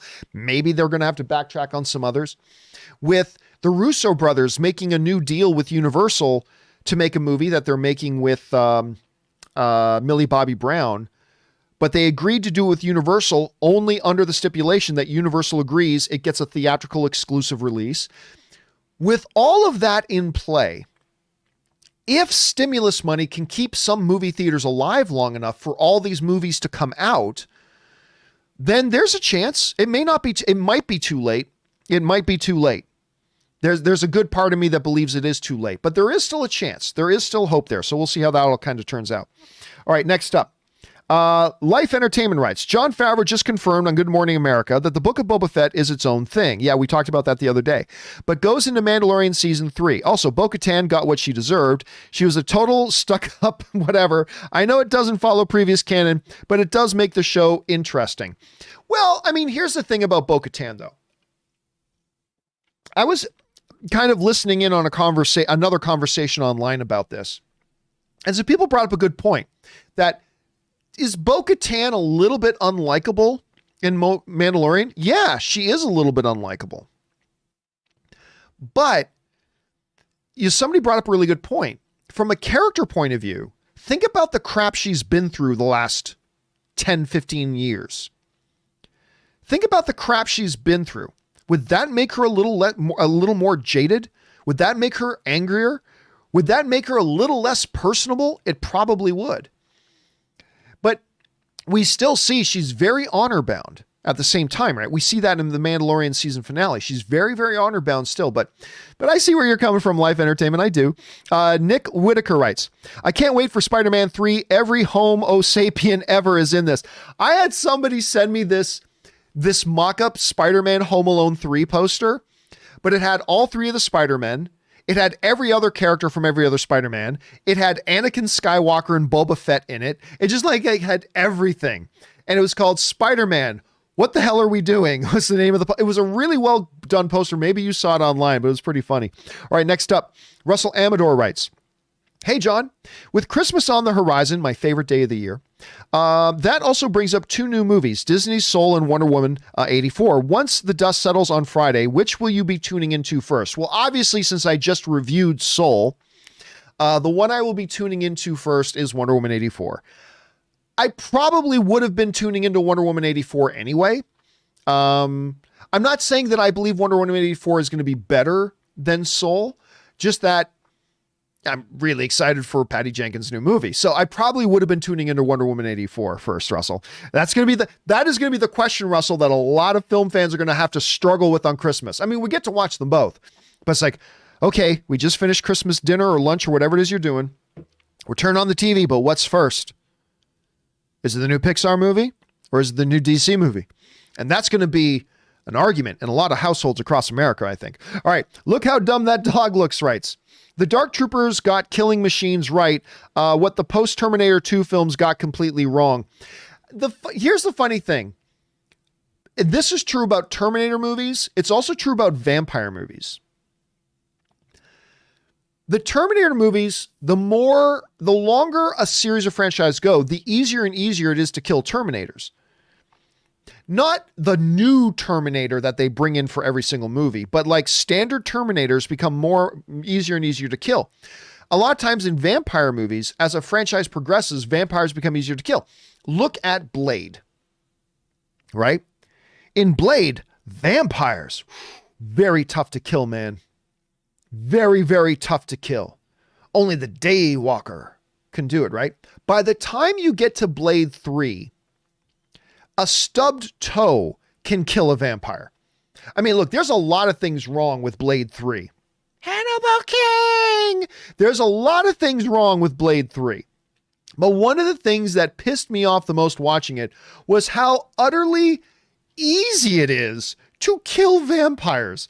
It became the easiest thing in the world to kill vampires. Like everything kills a vampire by the time you get to Blade 3. And anyway, yeah, but Dark Troopers, man, they were terrifying. They were absolutely terrifying. Hot Trod Todd writes, now that we know that the Jedi who took Grogu is not the same one who saved him from Order 66, do you think it'll ever be revisited and revealed in a future story arc, or will it just become a mere footnote on Wikipedia? It kind of seems pointless now. Oh, I don't think it's pointless. Listen, one of the things that Jon Favreau has already showed with Mandalorian is his willingness to hint at a story thread and then wait an entire season to come back and revisit it. Look back in Mandalorian season 1. At the end of the Tatooine episode, which was the worst episode of the season, but at the end of that episode, you see Fennec's body in the sand and just these boots come into frame. Just these boots, 2 feet. But we all knew who it was, right? But it's just these boots came in frame. Guess when they came back and revisited that? Not till a year later. Not till a year later did they come back and revisit that shot from season 1. Jon Favreau made a very specific decision to bring up that he escaped from the Jedi Temple during the Purge, but his memory is blocked. He doesn't remember how. Listen, it would have been the easiest thing in the world for Favreau to write. A caretaker in the Jedi Temple happened to be watching Baby Yoda at that time and got him away with a courier or something like that. That would have been easy, simple, no problem. You could have come up with a million different reasons or convenient escapes for why baby Grogu got out of the Jedi Temple before getting culled, right? Million different things. Favreau specifically wanted to say, left a mystery about it. He doesn't remember how he got out or what happened after that. They will come back to this. That is yet another reason why when people say, wow, so they're done with Baby Yoda will be back in Mandalorian season 3. I don't know that from any insider source. I don't know that as a fact, but I have no doubt that Baby Yoda will be back in Mandalorian season 3. And if one of the reasons is not just that they need him in this damn show because everybody loves Baby Yoda, not just because of that, but also because they gave us this big open story thread that Jon Favreau is going to pursue. At some point, somehow, some way, they will, and it'll become very relevant. It'll become very relevant. All right, thanks for sending that in, Hot Trod. All right, next up. Yes, I Canada writes, I watched your movie and I really liked it. Thank you so much, man. I appreciate that, dude. At what point do you think nerd/geek culture became cool in the mainstream? Growing up, comic books and Star Wars was for losers. When and why did the paradigm shift occur to where they are now popular? I mean, if I really think about it, we could come up with whatever. And Killer Dude 35 is trying to chastise me in the live chat saying, he has a name, John. It's Grogu. No, it's Baby Yoda. You call him Grogu all you want. I understand that is his actual given name. But guess what? Wolverine has a real name. We still just call him Wolverine. Baby Yoda will always be Baby Yoda to me. Anyway, just saying. Okay. Anyway, I don't have a definitive answer. I can only tell you from my own personal experience. The moment I think the geek nerd culture became mainstream, and it had been happening. Like, let me just look this up here quickly.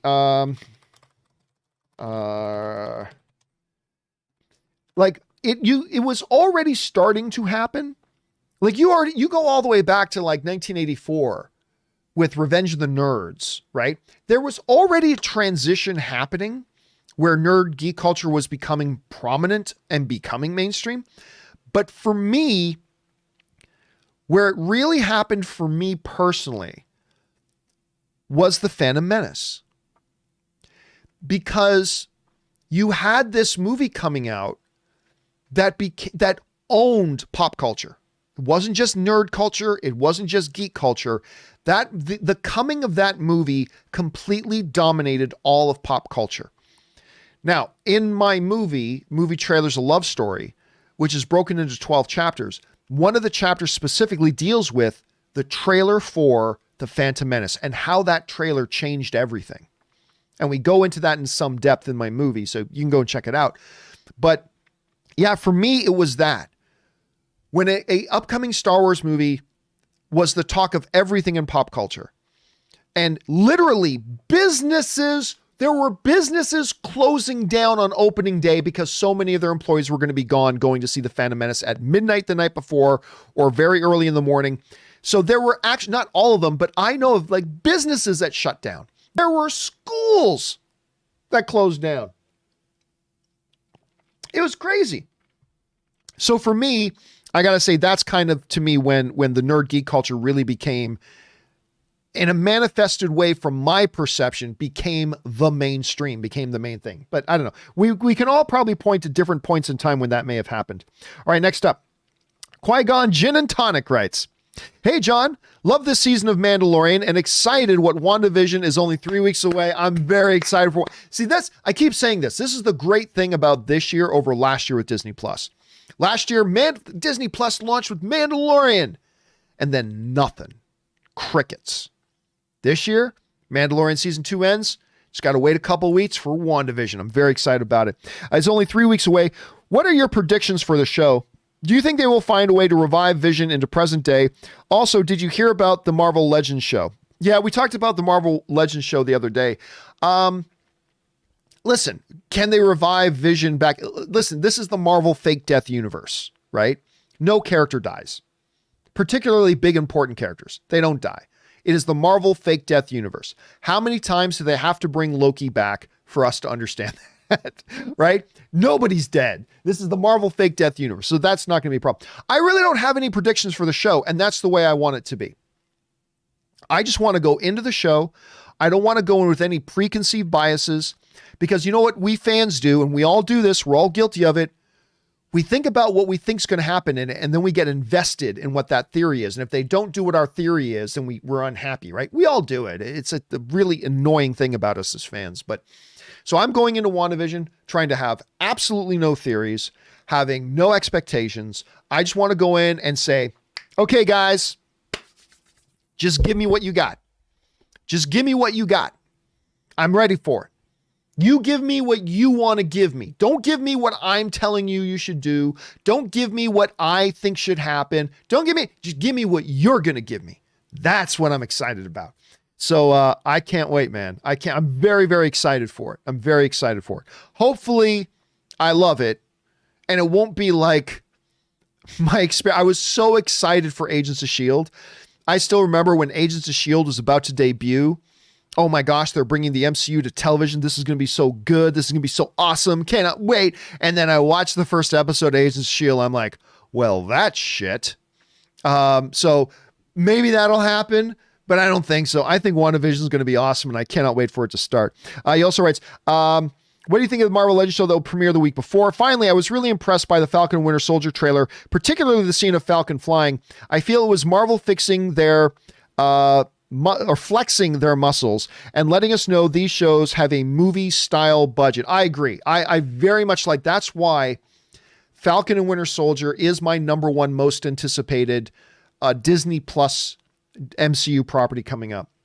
I'm looking forward to all of them. She-Hulk, Ms. Marvel, Hawkeye to a degree, WandaVision, you name it. But the one I have been and continue to be most excited for is Falcon and Winter Soldier. And that trailer was great.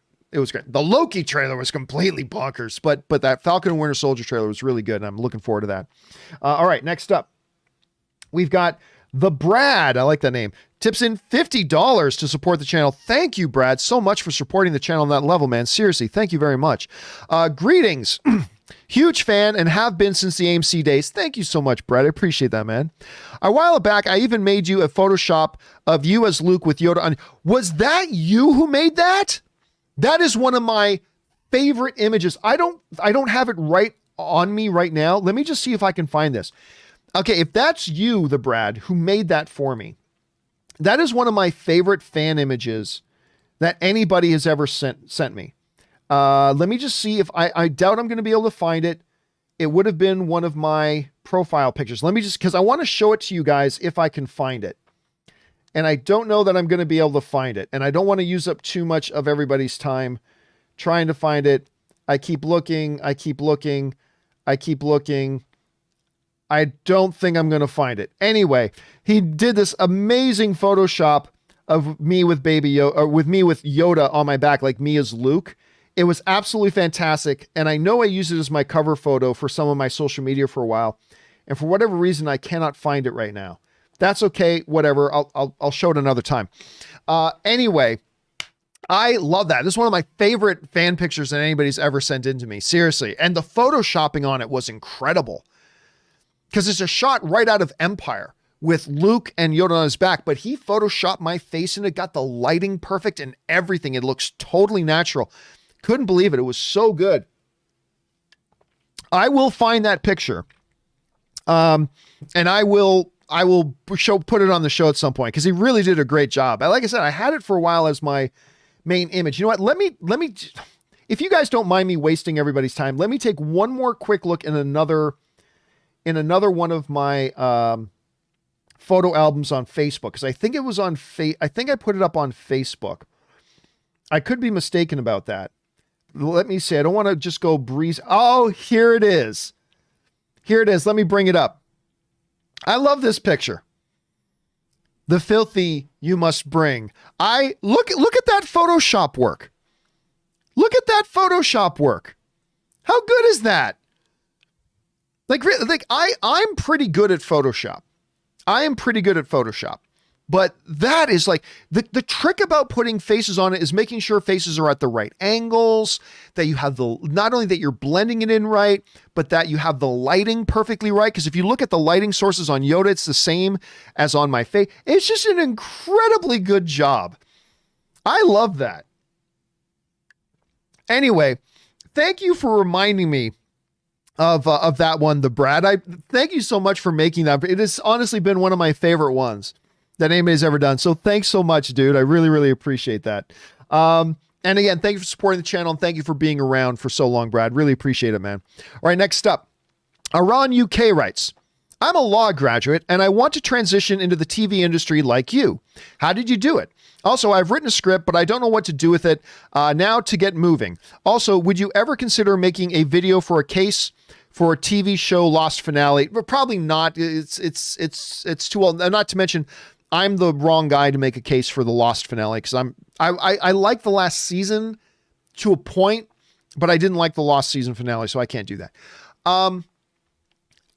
How I got involved in this field was really just organic and just sort of happened.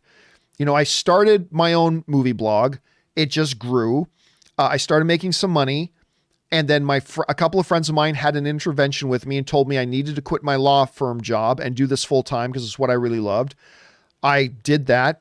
It continued to grow and I continued to make money. And then AMC took notice of me, invited me to come and to create an online movie, like video division and news division at first. We morphed that into video. It just kind of happened. There's no like, to go from this to this, do this. Here's what I did. I created a movie blog. It was called The Movie Blog. That was the name of it, themovieblog.com. It now belongs to some other people, but I created it. And I grew it and it grew and it grew and it grew and it grew and it grew to a point that I started making money. So, so how I did it will be very different from anybody else does it. If you want more information, go to YouTube. Let me see if I can possibly bring this up. I'm going to try. Go to YouTube and start, just search John Campea Getting Started. If you go to YouTube and search for John Campea Getting Started, there's a video there that I did. The most basic edit you can do. Oh, that's not it at all. That's not the right one at all. 50 readers a day. There it is. Which is great. So I did this video years ago. In 2014. So like 6.5 years ago, I made this video. But it's a 2-hour video on getting started in online film talk, doing your own blog, YouTube channel, podcast. Now, I need to update this thing, and I need to make a new updated version of it for sure, because it's like I said, it's been like 6 years. But all the principles that I would say today are still in that video. That's the video where all the basic principles and basically how I got started, what happened with me, what things that I did you can replicate, what things I did you can't replicate because they were unique to me. So you got to find the ones that are unique to you.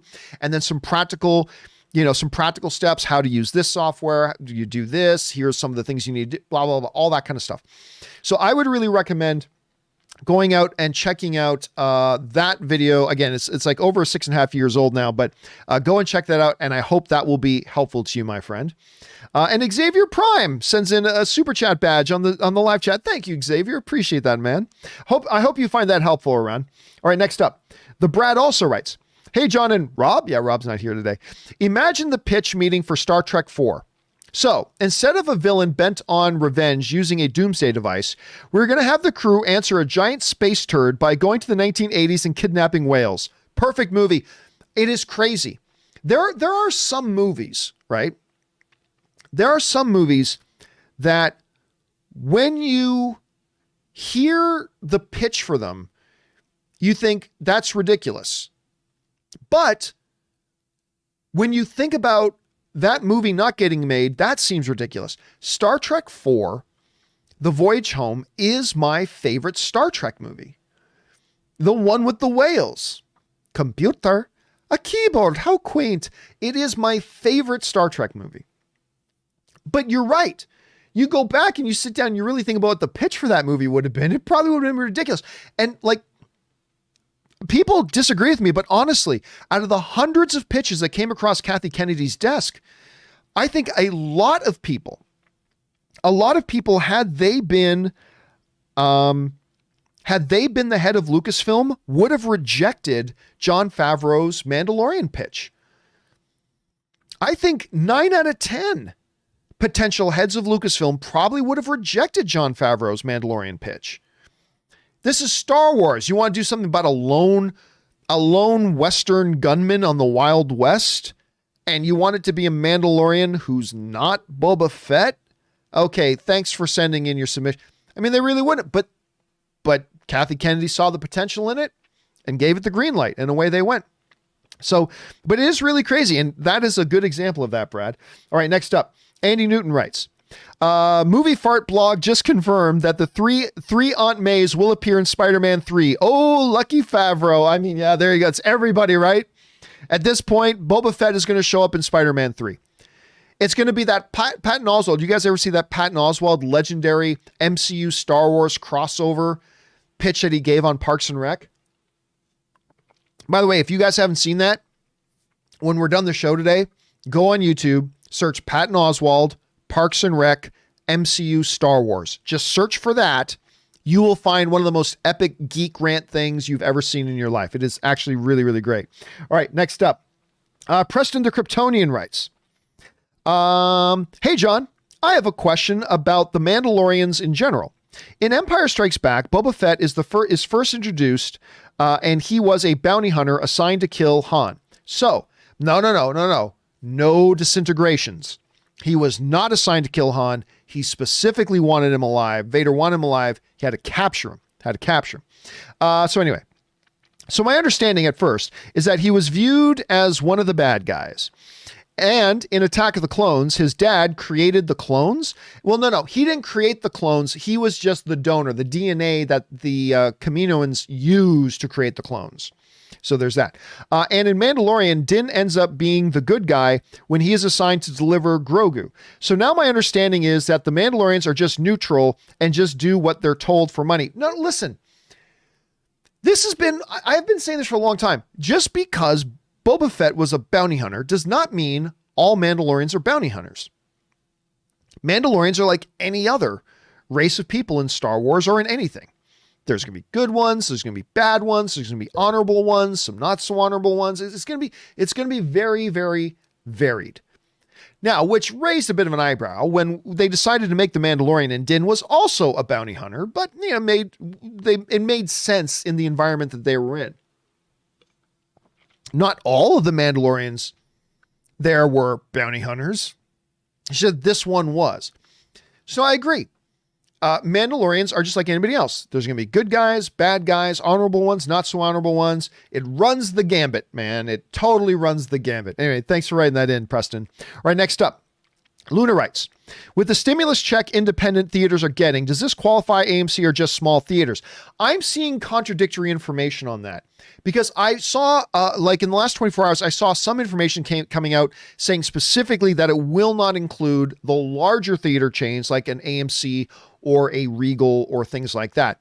However, since that time, I've seen some other reports coming out by legitimate news trades saying actually it does. There is stuff in the things that does cover those things. So to be honest with you, I'm not really sure. I saw a bunch of things saying initially that it covered all theaters. Then I saw a bunch of things saying actually it's only for certain size companies, but then I saw other things coming out saying actually it will cover them in these other stipulations. So right now, honestly, I don't know the answer to that. I think it is something that will, this is a picture that will become more clear in the next 24 to 48 hours, maybe just after Christmas, and then we'll find out more then. But it's an important question, Luna, and I'm glad you're bringing it up. All right, next up, Stubble McShave writes, in the COVID relief bill, it says independent movie theaters, would you consider AMC and other theater chains to be independent? Is it possible that the big chains won't have a piece of the relief bill pie? Again, there's conflicting information I'm seeing right now. And I think we're going to have to wait and see how all of this, I don't see how, when you understand how many people Regal employs, and how many people AMC employs, and how many people's jobs are dependent on those companies staying afloat. I cannot see how there would be a full stimulus bill that doesn't some way, that will help some theaters, but not others. They may be under different stipulations in the bill. Like there are hundreds of stipulations. The bill is like 500 pages long, right? The relief bill is like 500 pages long. They may not fall under the same thing, but again, I'm seeing conflicting information. I'm seeing some information being reported by good sources that places like AMC are excluded from it, but I'm now seeing others coming out saying actually it is included in this other way. The bottom line is I'm not really sure because I haven't read the 500-page document, so we'll see how more information kind of comes out soon. Stubble. All right, next up, Justin Kuehler writes, according to Grace Randolph, the Book of Boba Fett is taking Mando's season 3 release date, and Pedro Pascal won't return as Mandalorian. Is that true? P.S. The John Campea Show is one of the best movie channels out there. Keep doing the great work you do. Thank you so much, man. I appreciate that. No, that is not true. Jon Favreau, in the last couple of days, has very specifically, although we knew this to be the case anyway, has very specifically clarified that no, Mandalorian Season 3 and the Book of Boba Fett are two different things. They are two separate things. Now look, we'll also point out here that Grace also claimed that halfway through production season 2, that the star of the show, Pedro Pascal, stormed off and refused to do the rest of the show. That has been debunked. We already know, first he himself debunked it, but then we saw he does appear on all of the season, including in the finale and all that kind of stuff. Now look, to be fair, and everybody knows that I have my differences with Grace Randolph. Everybody knows that. But in Grace's defense, to be honest, all somebody like Grace or me or other people in my position can do sometimes is when they get informed about something, listen, I get informed about stuff all the time, every day. And I need to make a decision about what stuff do I pass on to my viewers and what stuff do I not. And sometimes, a lot of times, I'll pass stuff on to my viewers that then completely comes to pass and actually happens and is true. But sometimes I pass on information to my viewers that I got told that turns out was complete BS that I got told. One of the best examples was I got told from at the time, very reliable source. We're going back years now when I was still doing the movie blog. I found out that Adrien Brody, Academy Award winner Adrien Brody, was going to be Ant-Man in the upcoming, this is back when Edgar Wright was still attached to direct Ant-Man, that Edgar Wright had cast Adrien Brody to be Ant-Man in his upcoming Ant-Man movie. I got informed of that, and I chose to pass that along to my audience. Less than 24 hours later, Edgar Wright is writing, yeah, no, that's not true. Adrien Brody is not our Ant-Man, right?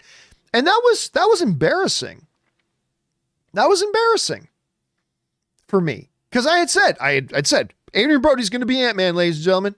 And it turns out what I got told was incorrect. I did get told that, but what I got told was incorrect. Right? You take your wins, you take your losses. And that's why 95% of the time, I never convey the stuff that I've been told. Because I've taken a couple of those hits. There was that one. There was also the situation where before The Force Awakens came out that Snoke was indeed Darth Plagueis. I remember Harloff and I both, he got it confirmed from one source. I got it confirmed by two other sources that Darth Plagueis was going to be, that Snoke was actually going to be Darth Plagueis. And so on an episode of Movie Talk, we ran with that. And for all of you guys who ever saw The Force Awakens, you know that was completely not true. And I got totally burned on that. The point is, everybody in my field, we get tons of information thrown at us all the time. And we do the best we can do to sift through what we think is real and what we think is not, and then pass on to our viewers and make a choice to pass on to viewers that which we think is real. I have zero doubt that Grace Randolph was told, probably by someone or someones, plural, that had been reliable to her in the past. I have very little doubt that Grace Randolph was told that. I don't believe for a second that Grace Randolph made that up. I don't believe that for a hot second. And I say that as somebody who has had some issues and my own personal opinions of Grace Randolph and all that kind of stuff. But I will tell you, I don't for a minute believe the narrative that Grace Randolph just made that up and decided to spread some lie. I don't believe that for a second. I believe what probably happened to her is what happens to all of us in my particular position. This was a situation where she probably got told something, felt that because of the way she trusted the person telling her, and maybe some other stuff as well, that she felt comfortable moving forward and telling her audience. Just like I did telling my audience back in the movie blog days that Adrian Brody was going to be Ant-Man. And I was wrong. And so I think that's the situation here. I think she just, who's just Rick Elder in the chat saying she had a bad lead. Yeah, I think she had a bad lead. It happens. Now, some online people, we all make a decision about where is that line for us? How trusting are we going to be? I got burned twice. And so you know me now, guys, I do not get into the scoop game. So much news comes out that I've known about for a month or more, but I wasn't 1,000% sure. So I'm not going to run with this as a story, sort of thing. Cause I've been burned in the past. Some feel a little bit more loose. They feel like, okay, yeah, I've been burned, but I can still run with this. This could be true, could be interesting. So we all have our own line that we draw. And there's no right or wrong answer. It's just we all have our own line. I've seen a bunch of people ever since Pedro Pascal came out and debunked the thing that he had walked off and he wasn't in the second half of the season. And, Boba Fett is replacing Mando because ever since that happened, I've seen a bunch of people, gang piling on Grace Randolph. And again, I'm not a Grace Randolph fan, but I think it's unfair. I think it's unfair the way everybody's making her the scapegoat of that. Hey, listen, she's an outlet like us. She got told some information. She trusted the sources she got told, and she chose to pass it on to her audience. Turns out she got burned, but we all do. We all do. So I think, honestly, in this particular case, I really do think people need to cut her some slack. I do. I think people need to get off her back a little bit about that, but that's just me. All right. Anyway, next up, where are we again? That was Justin. Next up, we've got Garden Variety Vagabond who writes, John, did you see last weekend's SNL? They had a sketch of middle-aged mutant Ninja Turtles. Someone there was watching your show. I did not know that. No, I didn't know they did that. How come I didn't know that? How come this is the first time hearing about this? Okay, I'm going to have to go and find that Garden Variety. Thank you for putting that on my radar. Who do I got to sue? Anyway, next up, Wakanda Forever writes, hey, John, don't laugh. Harrison Ford is widely considered the biggest star to come out of Star Wars, but for my money, I feel Mark Hamill has had the better career. Oh, you'd be losing that money, Wakandan Forever. You would be losing that money. Has had the better career. Luke Skywalker, best superhero villain in The Joker, and horror icon in Chucky. John Marker Ford. Oh, dude, that's not even close. Listen, I adore Mark Hamill. Forever. I adore Mark Hamill. And Mark did a very good job of forging a career post Star Wars for himself. Star Wars especially came out in an era where getting typecast was a very real thing for actors. Like you just get seen as one thing and it's hard to break out of it. Hell, even in a modern context, Daniel Radcliffe, who is a very good actor, has had a difficult time being seen as anything but Harry Potter. So he's made some really good indie film decisions, and I think he will break out. I really do, because I think he's very talented. But that is the Harry Potter success has posed a bit of a problem for him at the same time. Mark Hamill found some really creative ways to really forge a career for himself after Star Wars in a brilliant way. But you cannot compare the career of Harrison Ford to Mark Hamill. You just can't. You can't compare it. When you go down the full resume of Harrison Ford, I mean, to call it impressive, it is one of the best careers ever in Hollywood. It is honestly one of the best careers overall. It's probably a top 20 easily. So yeah, to me, there's no question. I love Mark Hamill desperately. By the way, my favorite commercials on TV right now are those Mark Hamill and, why am I freezing on Patrick Stewart's name? Sir Patrick Stewart. Their food delivery commercials with no tomatoes. Oh, I am my daddy. I love those commercials. I eat them up. But yeah, you cannot compare Mark's career to Harry. You can't compare most people's careers to Harrison Ford's career. Okay. You cannot compare most of them. Anyway, Wakandan also writes, yeah, I cried. So what? Number 1, Black Panther. Number 2, Toy Story. All of them. Yeah. Toy Stories are great. Number 3, Endgame. Number 4, Inside Out. So beautiful. Number 5, Superman 2. Number 6, Doctor Strange. Number 7, Princess and the Frog. Number 8, Barry Gordy's and the Last Dragon. Barry Gordy's The Last Dragon. Number 9, Flight of the Navigator. Oh, that's one that doesn't get mentioned a lot. Number 10, E.T. John, other than The Lion King, what films get you every time? Well, there's only been about 7 films in history that have made me cry. Maybe less than that. Maybe more like 5. And Lion King isn't one of them. Lion King gets me choked up. That opening of The Lion King, the live action one, gets me choked up. But like the only 2 I can even think about off the top of my head that literally makes me cry. And they cry for different reasons. I'll say 3. One is Best of the Best, the Eric Roberts movie. When Daehan gives his medal to Tommy and says, I offer myself as your new brother.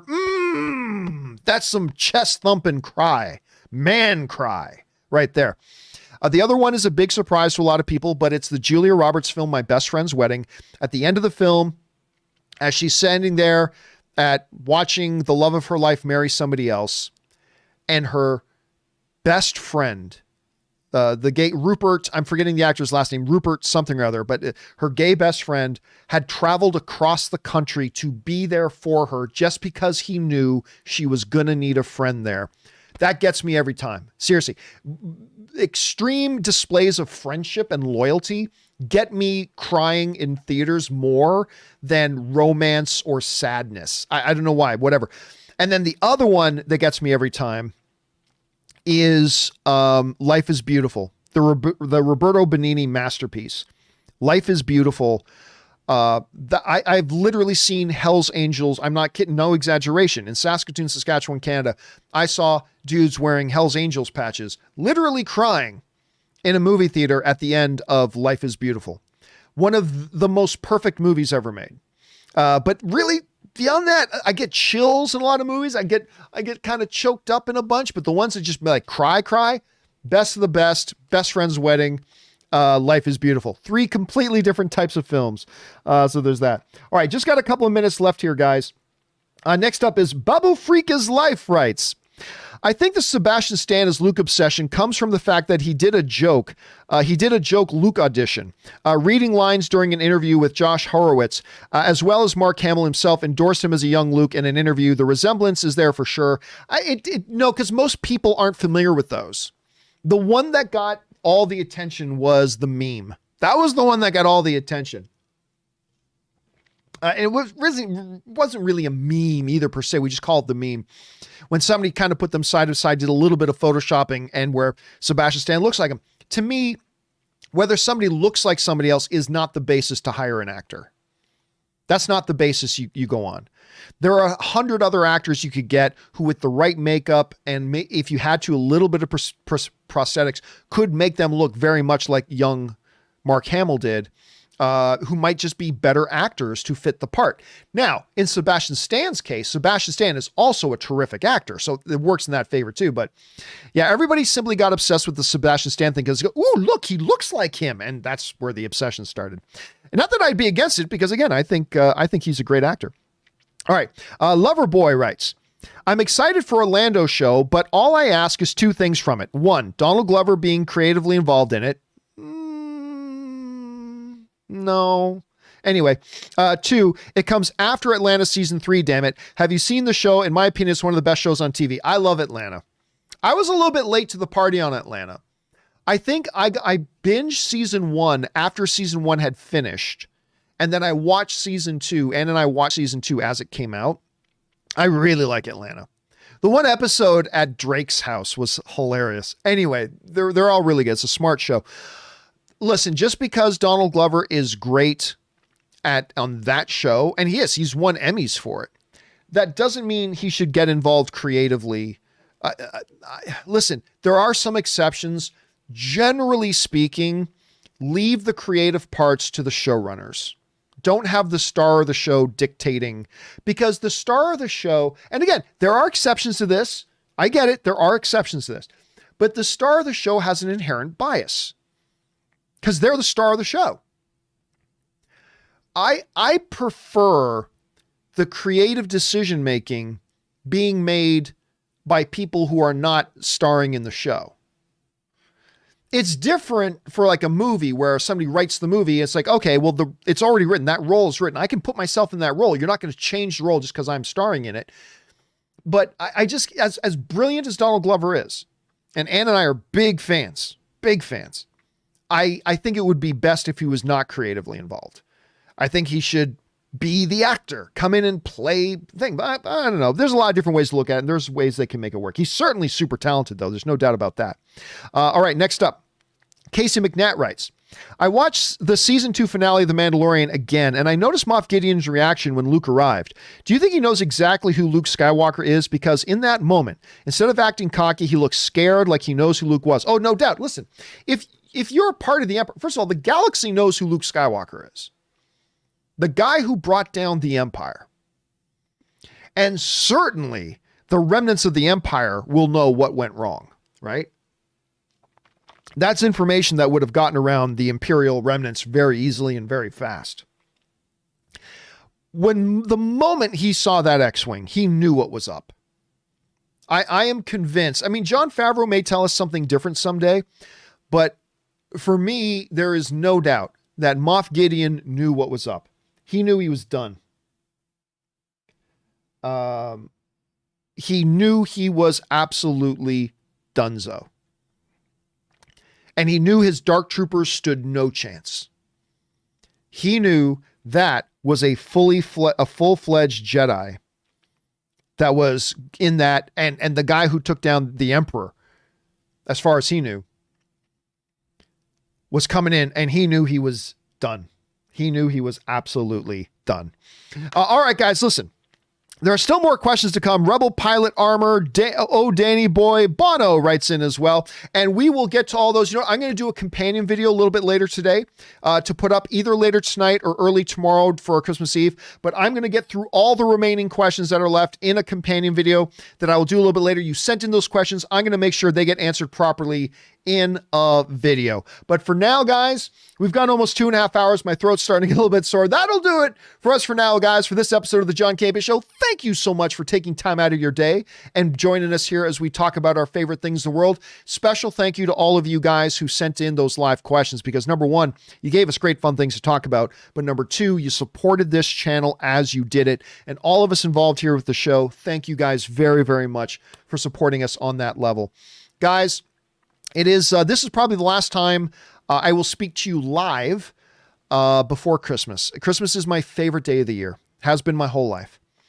And whatever it is you need to do for yourself this Christmas, I hope that you have an enjoyable, relaxing, whether you have to do it virtually or with the family you have in your house, whatever. I hope you guys have a wonderful, blessed, fantastic Christmas. And let's have a good end to a really crappy 2020. Let's ride that Mandalorian season 2 finale momentum, and let's ride it into having a great Christmas season. Count the blessings that we have in the midst of a terrible, terrible year. And may we all look forward to a better year ahead. Me and Rob will, of course, be back. We will do the John Campea Show returns on Monday. So Rob and I will be back on Monday. Again, I'll have some companion videos to put up in the meantime. And guys, please remember, we're still in the midst of a brutal pandemic. Please do the 4 main things. Stay smart, stay safe, take care of yourselves, and please take care of the people around you. That will do it for me for now, guys. Thanks a lot for being here. My name is John Campea, and until next time, my friends, bye-bye.